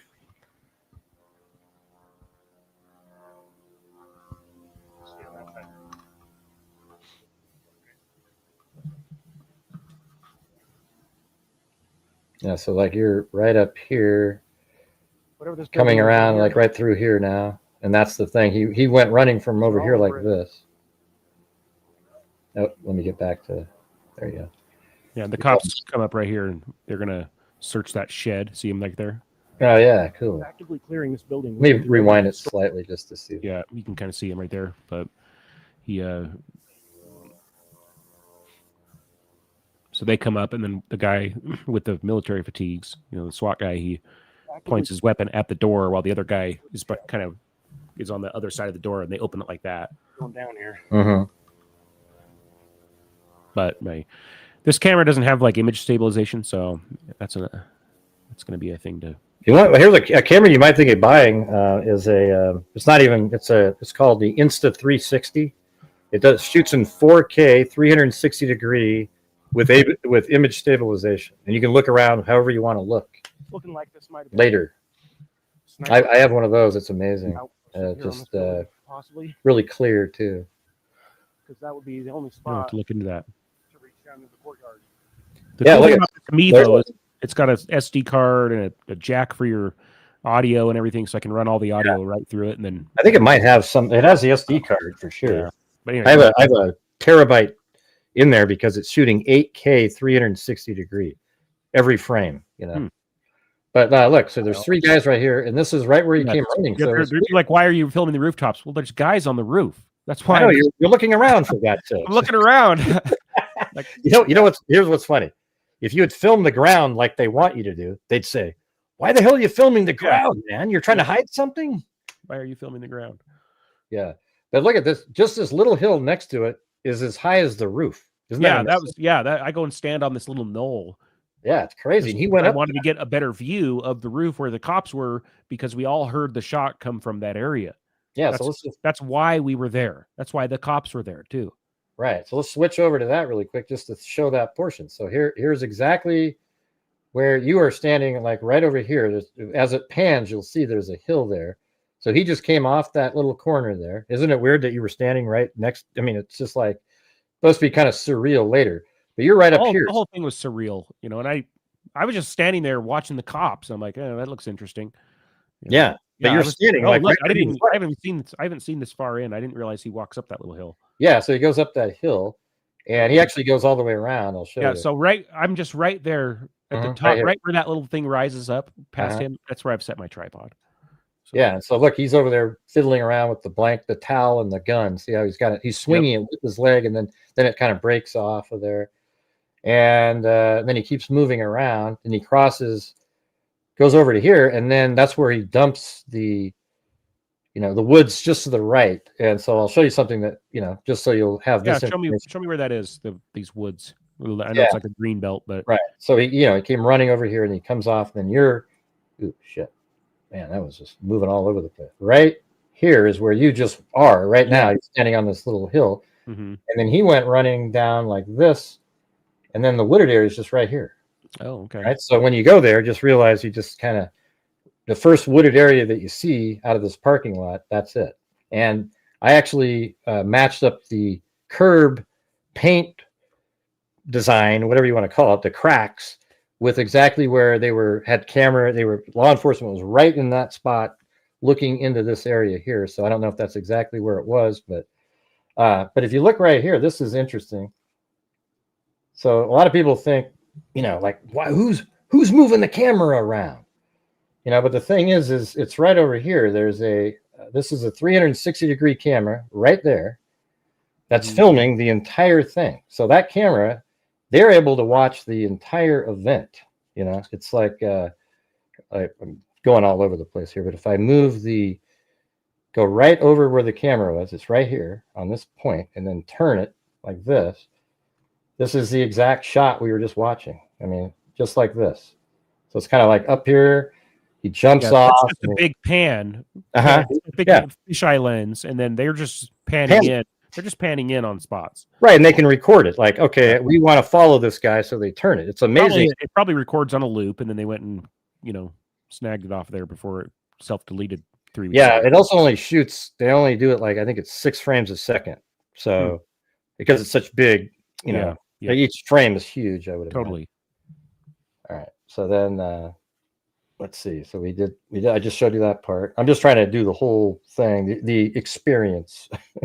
All right, so now you're up on the knoll again here. Searching every nook and cranny of this building. There I am explaining why I'm pointing it at the building. But why did you do that? Why did you think somebody would be listening? He knew in advance. These people, I tell you. Now they're probably pretending that this whole conversation was scripted too. My boss is probably fun of it. What a coincidence that Adam asked for the afternoon off on the same day. Wow. That's amazing. Yeah, amazing. What an amazing coincidence. Even though you were there to actually film something, Yeah. I heard there would be protesters.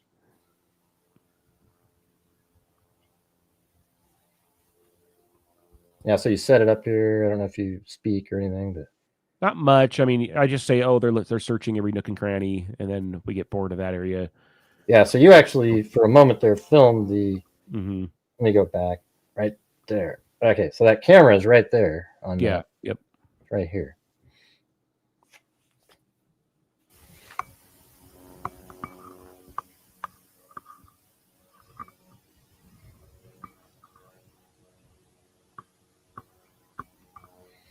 I mean, isn't it kind of trippy after the fact, knowing that he was like right there where you're kind of walking around a little bit? Oh, totally. Yeah. Totally. Who just gave you a thumbs down? What was that? I don't know. I saw I saw it twice. I don't know what the... How does that happen? Let me get the... I don't have stuff like that. Well, I just get the trolls. Yeah, is that... Oh, here we go. So is someone able to thumbs down just me, or is that the video? No, I don't know. It just sort of seemed like it showed up on your window. I don't know how that happened. I've never seen this before. Weird. Hey, you know what? It's something. I'll take it. Yeah, it's better than a stick in the eye. It's probably Nikki. So right now it's 1 o'clock in your, like that's what time it would be. So he's probably already got back to his car and has maybe left the area for a little bit, maybe. It's weird how it's just so calm now, though, after something so horrific, it's just... See if we can get around to the car. Where's your mom? Just the Walmart parking lot. Okay. I can call her and see. Well, where's her keys?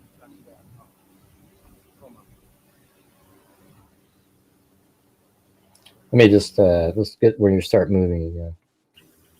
You can hear that he's talking to my wife over and over on the phone. We're trying to figure out where he's at. That's why I'm like, "Where's your mom? Where's your mom?"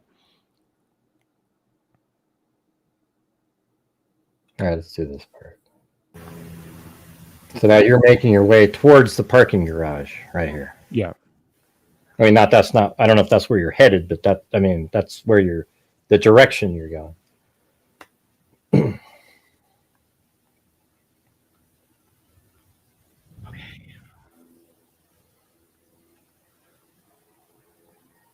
There's people claiming that you can see Tyler Robinson in your video in the crowd, and it's just absolute bullshit. Okay. It doesn't make any sense. I mean, I guess it's possible he could have got there later, he runs away with the gun, and then at like 12:45, he runs back into the area. I'm not going to get distracted here. I'm going to pull up, I'm just going to go to my screenshots here and pull up a tweet Let's see, albums. Because we're gonna have to debunk this one live. Yeah, what's that one? Let's see.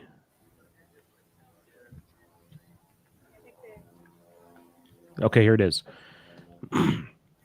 Adam's last shot of the live stream is Tyler coming down the slanted roof. Adam shaking his head no. Tyler stepping around the corner, and then Adam ending the video. So it's right at the end, right? I guess, yeah. Oh God. Okay, we gotta see this. Holy crap! Maybe that was a joke somebody typed. No, that's that person that I said I had to block. Like, oh, really? they're like talking about my kid and all kind. Just bizarre, like bordering on the like where you're just like, okay, this is getting to the mode where getting to the point where it's kind of dangerous. So, like lunatics. I think you're already way past that mural. That's right here. Okay, this is where the parking garage is. So, as you're walking, that little fence over to the right is where the tunnel is, and then he comes out right here to the left. And there's that same rock that you came. Yeah. Isn't that weird? Like he's underground and he goes upstairs that way and then that way and then boom, he's right there. Walking with a limp down that little road. And then he cuts in front of the Losi building, goes into the doors, and then 13 minutes later he shows up on the roof limping. And then that's at 12:15, 12:17 he steps over a little wall. I mean, I'm not sure if let me just go over that really quick because that's always cool to know too. Watch. So he comes up these stairs right here. Yeah, so show me this because so right here so at 12:02 he's right here walking, and then he goes inside a door that's right there.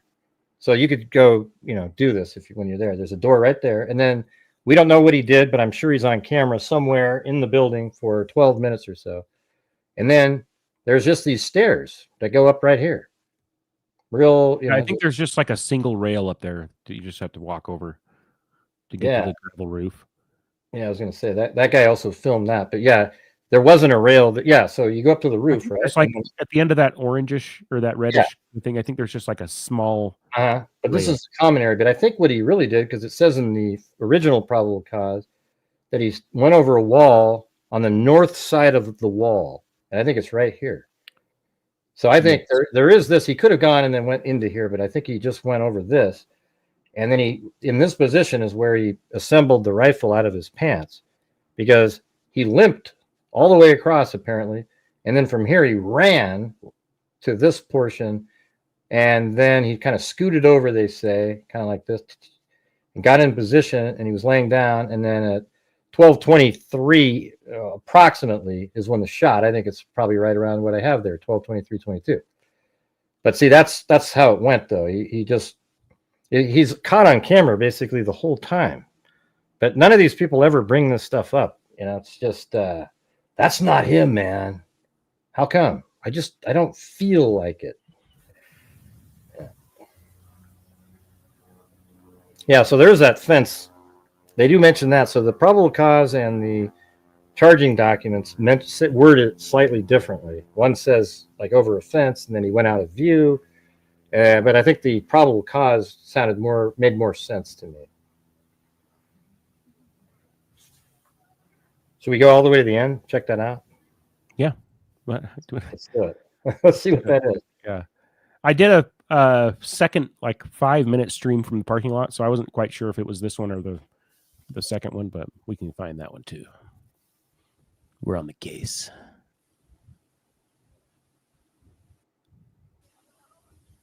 What do they say happens? They say, I can pull the tweet back up. I'm just looking at this comment. It says, fire back up. I mean, this guy does have a maroon shirt, but he looks a little bit bigger than Tyler. Here's someone that says they have to admit that when I watched your full video when you released it, I wondered why, prior to the shooting, as you were wandering around, why were so many of your views were of the roof line? So I think what's going on is when I first set my camera up, it's on Well, you're just filming people. What do you mean the roof line? on this tripod, but it's fully extended, so it's taller than I am, and then I'm holding it like this from the bottom of the legs, so it's way above my head because I'm trying to. And so as I go from spot to spot, I pick it up, and it's just kind of pointing wherever it's pointing because I'm not watching the iPad because my iPad's my monitor. So when I'm moving from spot to spot, I'm carrying two tripods, one with my iPad and one with the camera. And so it's just inadvertent. Like I'm not aiming my camera at that time because I'm just carrying a tripod like this. So as I'm going from place to place, and then I set it down and adjust it to point at the person I'm talking to. So as I'm moving around, I'm just carrying it like this. And I've got a second tripod, one with my iPad. It's a smaller one that stands at like chest height. And then the second, and then the one, because I used to have it connect. I have a thing that connects so the iPad just hangs on this tripod. But every time I would adjust the image with for the feed, or try and do like overlay or whatever, all the stuff you can do on the iPad, the video would vibrate with my touches on the tablet. And so that's why I'm carrying two tripods. So when I'm moving around, I'm just carrying it like this. It's got a little hand grip, but it's extended up in the air above my head. And so I'm just kind of moving around, and then I find a spot. I'm like, okay, plunk it down. Yeah, but you shouldn't have to explain any of that to anybody. So you know what I mean? Yeah, I mean, that's like, who cares? Yeah, I mean, I get, the other side of that is, and I really believe that most of the people that they genuinely feel for Charlie Kirk, and they genuinely want to help, and they genuinely want to make sense of it. That's how I think there's crazy people, and then but I think most people genuinely are sick over what happened, and they genuinely want to. How many times can you say genuinely? I think they sincerely care and want to help. That's what I think the intent is behind a lot of that stuff. Yeah, this is sort of an interesting one here. See, I actually think a lot of people just enjoy conspiracy theories. True. Yeah, that's a big part of it too. I think there's a big segment of people just really. It's like it's just, it sells. You're into the true crime stuff, that's why. But I don't get as many views because I just go over the facts, But if I invented, I would be incredible if I was a conspiracy theorist, because I'm one of the really things good at. Somebody had made a comment to me. It was like, Adam, you really missed the opportunity. You could have, cashed in on a lot of this stuff. Like if I had been doing the investigation that a lot of these people are doing. On like Candace and that kind of thing, that I could have somehow, I don't know, done the conspiracy bandwagon. Yeah, I don't know, but I don't know what the you can sure sell some reverse mortgages. You can't sleep at night. I wouldn't be able to do it. Mm-hmm. I could never trick people for views. I think I'd just be ashamed.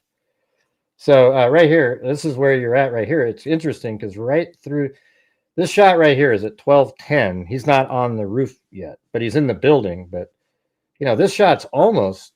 I mean, look, you got that right there, but you're a little bit behind this tree like this. So right through there, is where he ends up being, shooting from, because you can see it right. Well, actually, no, it's right here. So right there. That was the 12:34 point. So right here on that little point, if you had stayed right there, for example, for 5 more minutes, you would have seen him. Or maybe not 5. You'd have to be there in 12 minutes. Because at 22 is when he ran over there. He runs from over here, so you might see him a little bit, but he would have shown up right there. So that's sort of interesting. You just happen to have that one, and then that's where he was right there. This was at 12:11. See, if right here, if you had a tripod set up, let's see what it looks like where he got up when he came up the stairs, right? So let me go over there. That's the reason I use this Mevo. It just made me think. The reason I use this instead of like a GoPro or some other setup, this Mevo deal, is because when I stream the debates, I can have multiple cameras wirelessly. So I can set up a tripod at some other angle, pointed at people, and then on my tablet I'm like switching between them. So So yeah, maybe it's not the ideal setup for. So this is what's going on here. So you're really close, like you're right, like kind of like this. So see that little spot right back there? Those are the stairs. Yeah. And so right here, I mean, that means it's right back in, let's see. Yeah, so this is the top floor. So it's right back there, the stairs. So it's possible that, like, if you were standing right there, you might have seen him kind of make his way to that little, put the gun together area. But then you definitely from here, you'd seen him show up right here and then crawl over. But, I mean, I'm just kind of pointing out where he was in your video. So you do have the spot. And this is really only 4 minutes before he walks up there. Let's see how long let's see. No, I don't think you filmed back there. I always I watched it really slow sometimes just to see if I could find a moment, but it's just, I mean, it's like almost miraculously, oh, wow, there's a conspiracy there. Miraculously not filming it. See, he was trying to hide it, you guys. Where is this one? No, just the whole time. I kept trying to, like, everywhere you're at, I'm trying to see, you just barely maybe see something at the on the roof, and it's just like just out of range, There's these little shots, especially, right when, like, these guys, it's just right over the roof there, but you can't see it from there. But anyways, wow. I mean, I think your video, I mean, I don't want to play the whole thing with you sitting here, but I thought it was, I think it's amazing to listen to, especially you have the great sound of the rifle, and then you see, I think it's probably the best documentation of what happened that there is. I don't think anybody else kept filming. They ran, and you were there because you're family, and you were just recording to get it recorded. So you should feel good about, like, actually recording something. Well, that's why I go to these protests, because I feel like I'm kind of a historian in a way, like, right. Because nobody else is really like the stuff with with the Chaz Chop Zone up in Seattle. There was this narrative being pushed, and I felt like I had a unique ability with my, already having camera stuff for the debates that we were doing and that kind of thing. I was like, I'm going to go out and use what I have at my disposal to show what's really happening. So that's yeah. I don't know. It's kind of bittersweet for me, to get to see, all the views and stuff, but at the same time, it's like this is a product of the tragedy that happened to Charlie Kirk and his family. So, and yeah. Mm-hmm. No, I totally get it. I mean, it's just, I think it's a valuable thing that you recorded. It is, but it's just a shitty thing that it happened. Yeah. And somebody's like, oh yeah, the Bartholomew film, it's going to be synonymous with the Zapruder film. And I was like, oh, great. Yeah. Can I skip that part? Yeah. Right. So let's see. Well, are you gonna go out there again? Maybe film some stuff. I've had a few people, but somebody I've committed to go, and I'm going to take my nicer camera that has a zoom lens, and I'm going to try and get down. I've seen, like, Ian Carroll went there, and some other people have been going to the site, but I don't think they can. I think it's still cordoned off, so I don't know how close I'll be able to get to where his tent was, But I'm going to try and go there and get some angles and potentially do a live stream from the location. So we'll see what happens. Yeah. And say your name of your channel again. It's Life is Driving. Life is Driving. Yep. I also appreciate what you're doing, when you do these events. I think we're probably on the same side of the political arena for sure. I guess that's what's sort of frustrating with, like, Candace Owens, she's she's actually creating kind of a weird, dangerous situation with what she's saying and doing. Not only that, but, like, she names these people, like, obviously there's Phil Lyman, and then the mother that she named earlier on in the series, Tiffany. I know her personally, and like, we kind of run in the same circles as far as the local political scene, that kind of thing. But to have someone like Candace Owens come out and imply or straight up accuse someone of being, connected somehow to what transpired on that day on the 10th, it opens up these people like Tiffany's she's Candace said, oh, she's connected to wealthy Mormon families or whatever. And then made some, made some implications and, implied that she wasn't being completely forthright, that kind of thing. That opens her up to this person who's, maybe got a few thousand followers on Instagram or whatever. And all of a sudden they're getting all kinds of hate, getting all kinds of people that are digging into their life. And, because Candace pointed the finger and she's like, I have the right to ask questions. I have the right to ask questions. And it's like, you do, but I think you also have responsibility with your platform, your millions, with millions of followers. You literally have a pack of wolves at your disposal. That's what she has. She doesn't have the right to just blast some random person's name because she has a conspiracy theory thinking, like somebody in the comments just now said, so Candace has named some people of interest. Listen, everybody, Candace Owens can't name a person of interest. She can name a conspiracy theory that she has, but law enforcement are the only people that can name a person of interest. We don't have people of interest. We're just people that cover cases and so forth. You might think somebody did something, but when people go, ooh, does Candace have a person of interest? I mean, who gives a shit what she she doesn't know anything better than anybody else. She could air a news report, and say, look, this person, whatever, but I don't know. I think the way that she does it and naming people and, she's like, oh, this is all public information. But I think her team could be a little more gracious personally. Yeah. Well, they should have definitely given you credit. I think they're abusing their responsibility by naming people on their gigantic platform that had literally nothing to do with it. They just happened to be in the wrong place at the wrong time. I think if she had a news outlet, like an actual news channel, she couldn't say those things. So you couldn't do a news article about this, you could do one about the girl that ran into him, right? But you can't sit there and say, and they look at where they work, everybody. This is crazy.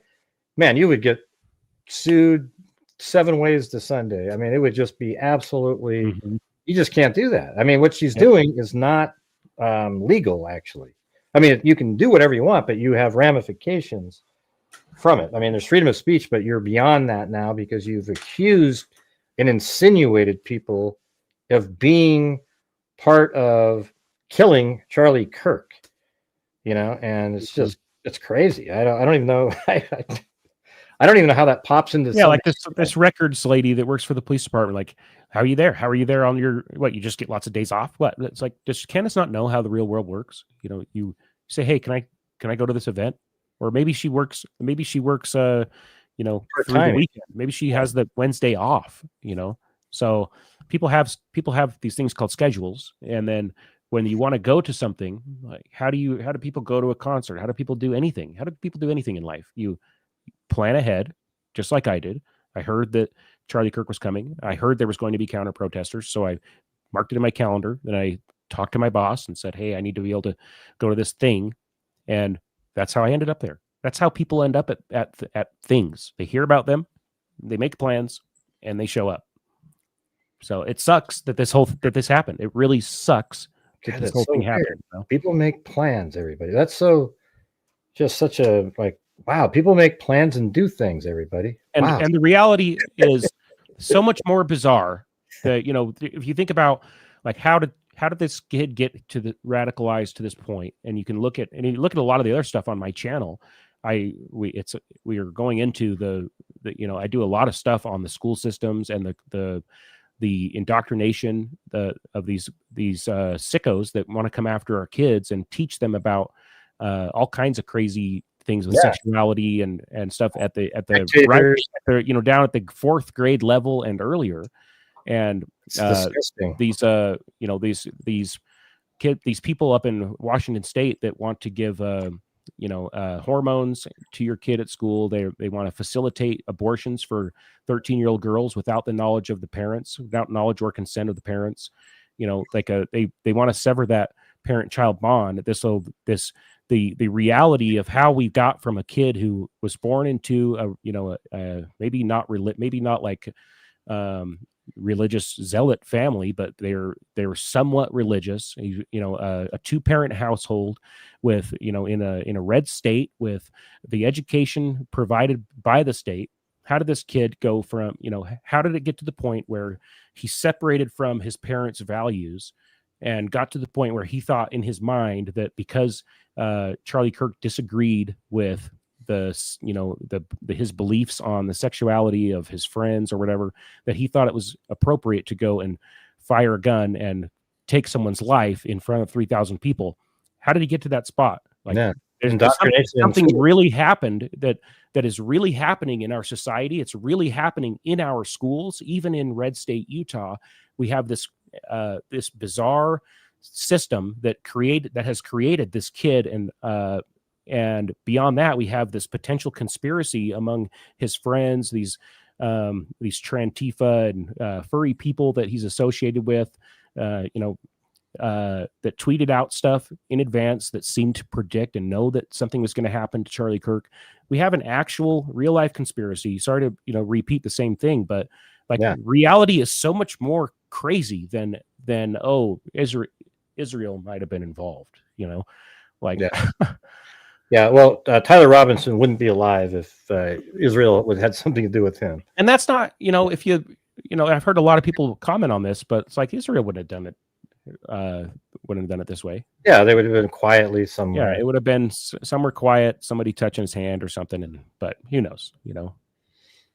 Yeah, I talk about a lot on here is so I think it's the media and educational system. In the media, they paint conservatives as fascist and like Hitler, and then my God, then somebody thinks, ooh. So then you have the education system where they sort of say the same things in the classroom. Well, it's the age-old trope. What do you do if you could time travel? You're going to go back and kill Hitler. You're like, of course, you paint your ideological opponent as Hitler. Somebody who agrees with you is going to take it. You know, oh, you know what? If that guy's literally Hitler. Yeah, I mean, that's exactly right. So they think they're kind of being a hero, you know.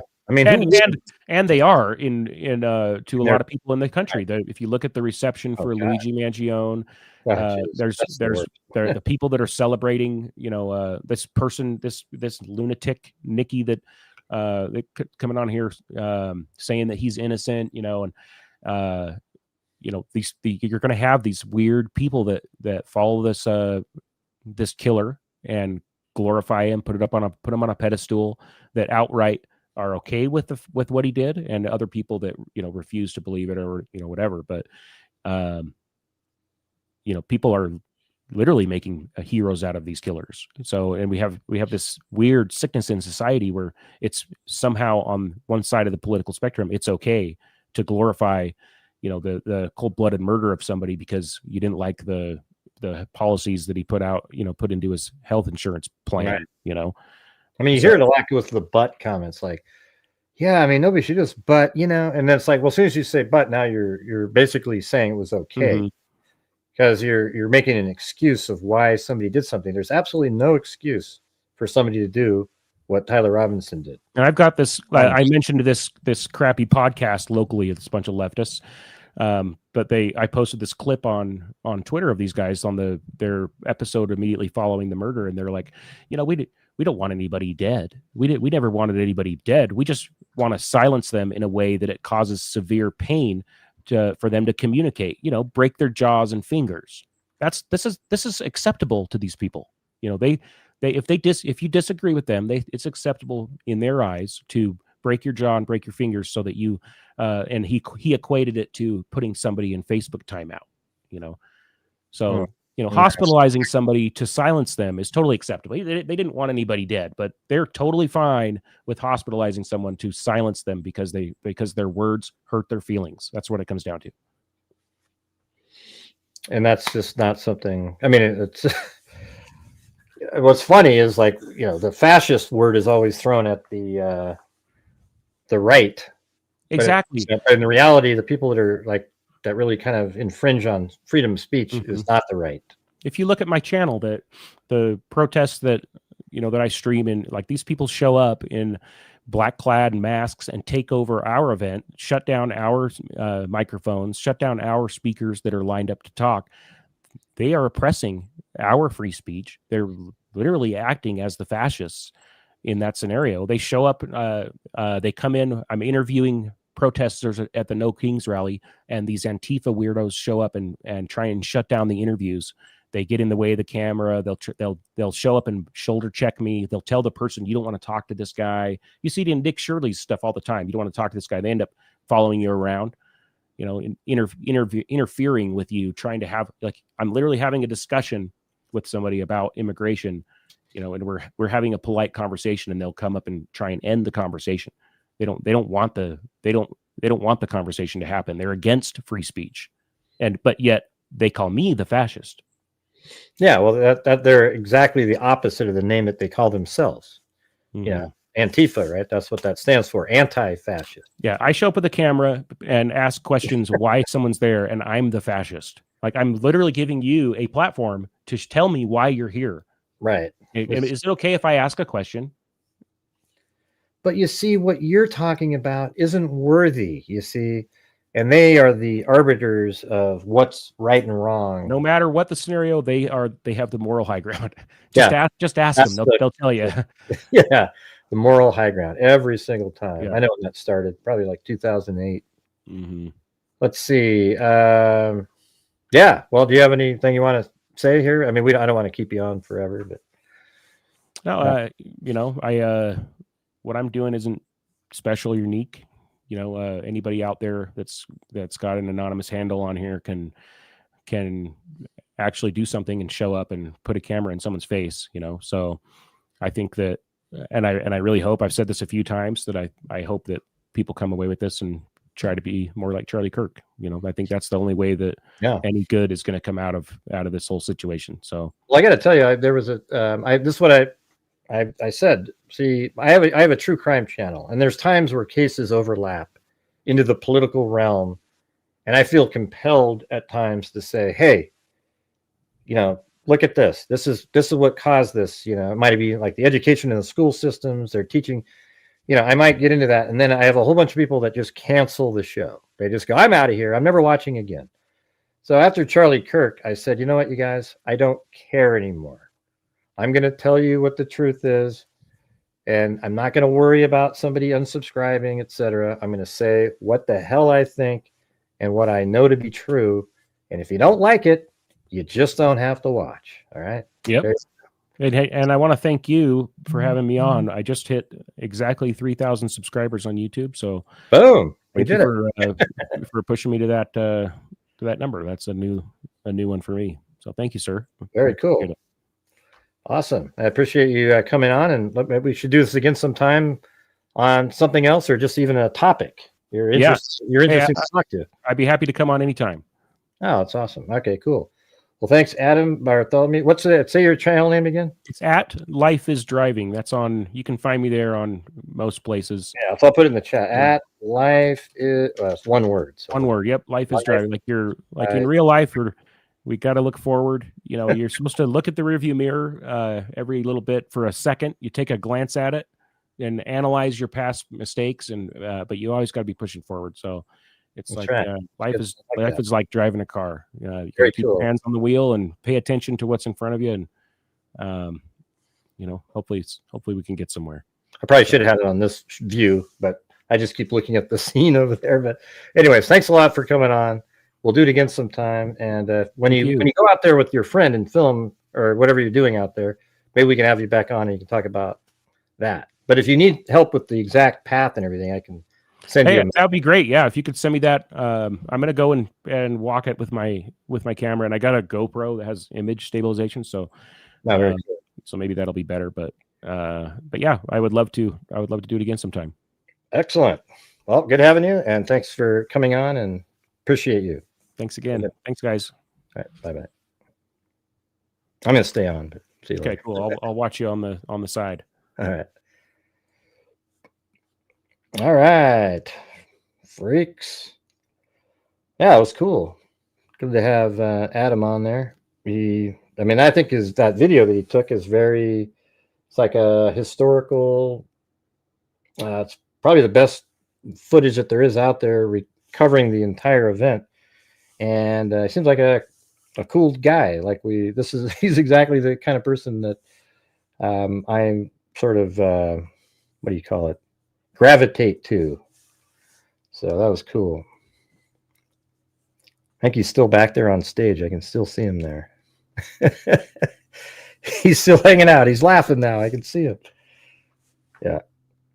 Let's see.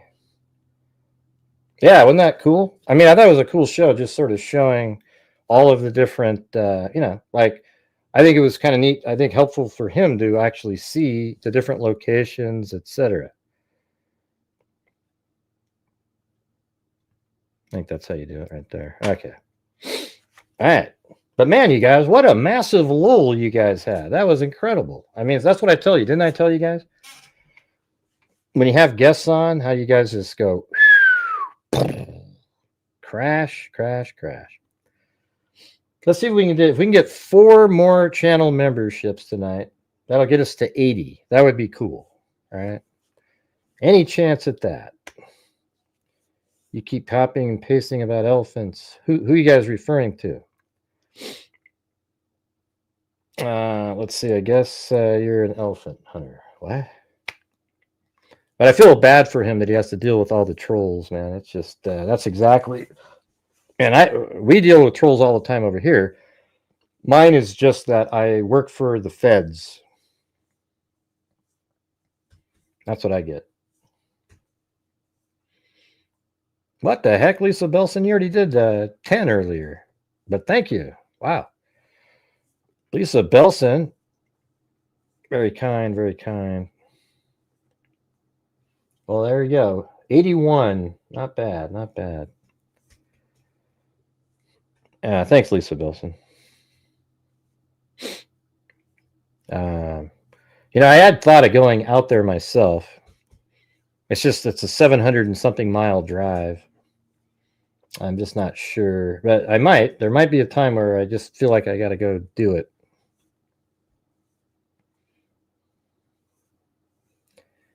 Yeah, that guy is. I mean, that's so cool. He goes around, films different events, really tries to make a difference. Being a conservative, trying to, Republican, trying to make a difference. I think that's really worthy. And by the way, Republicans and conservatives are not fascist at all. I mean, it's not even close. So anybody out there that believes the garbage that you're told by CNN and MSNBC and the students out there, you're idiots. Okay, that's just the truth. I'm sorry if that offends you, but that's just the honest to God truth. If you actually believe that conservatives and Republicans and Trump and everybody are fascist people, your brain has malfunctioned and you need to recharge it somehow.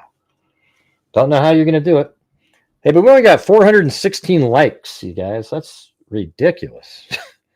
All right, let's hit that like button really quick. Everybody hit that like button right now. 1 and 2 and a 3 and a 4. Hit that like button. 10, 20, 25, 30. Use your nose, use your toes, whatever blows. Hit that like button. 10, 20, 25, 30. It's the easiest damn thing to do in the world. Be polite when you show up to a live stream and hit the damn like button instead of being a rude bastard. Oh, sorry. I'm not rude, Gray. I just didn't like your show. Well, then don't watch the damn thing, okay? Good Lord, people. Hit the freaking like button. You guys, I put a lot of effort into the videos I make, and you guys can't even hit the damn like button. You're the reason they don't get viewed, okay? It's like hit the freaking like button when you show up, all right? It's so rude. It's like, my God, we spend hours and hours making the videos, and you show up watching, okay, see you later. Hit the damn like button, okay? I'm not talking about, when I say you guys, I mean the ones that aren't hitting the like button. It's absolutely weird, You're going to hit the like button on a Candace Owens video, though, all the conspiracy theorists, they got 16,000 likes. Gray Hughes Investigates, 400. Yeah. Sick, really. You know what's weird is the conspiracy theories compel people to hit the like button. They're so enthralled with the show. They're so excited about it. They're so happy. Oh my God, this is the greatest show in the world. And they hit it. But here's that Gray guy just going over the facts again.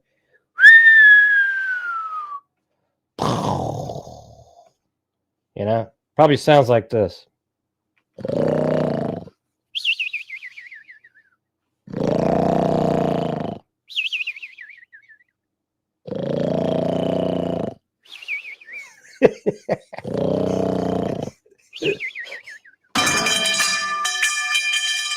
Wake the hell up, everybody. Yeah, that's right. Jeez.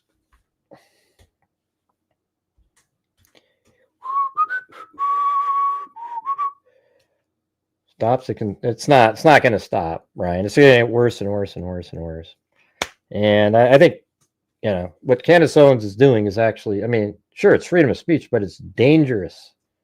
She's creating dangerous situations for regular people out there that have nothing to do with anything related to anything, but she's trying to guise it under the ruse that she's out there investigating the case. Police aren't doing it, so she's going to do it. I mean, what a joke. All right.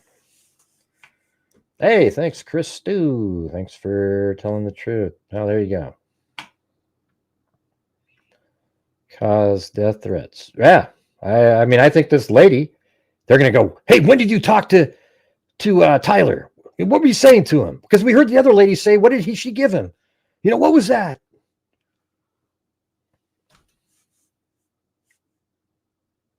The real information is going to be like a network of people, I think, connected to Tyler Robinson, encouraging him along the way. They may have even helped sort of plan out the strategy of what he was doing. And it seems like it would be reckless, though, on one of their people to tweet out, watch tomorrow, you know. That's a little, I mean, that's strange if that's actually somebody connected to it to put that out there. But they did delete it, but at the same time, they might have been like, holy crap, man, I said something that makes it seem like I did something. Yeah. Right. That's exactly right, Chris. Yeah.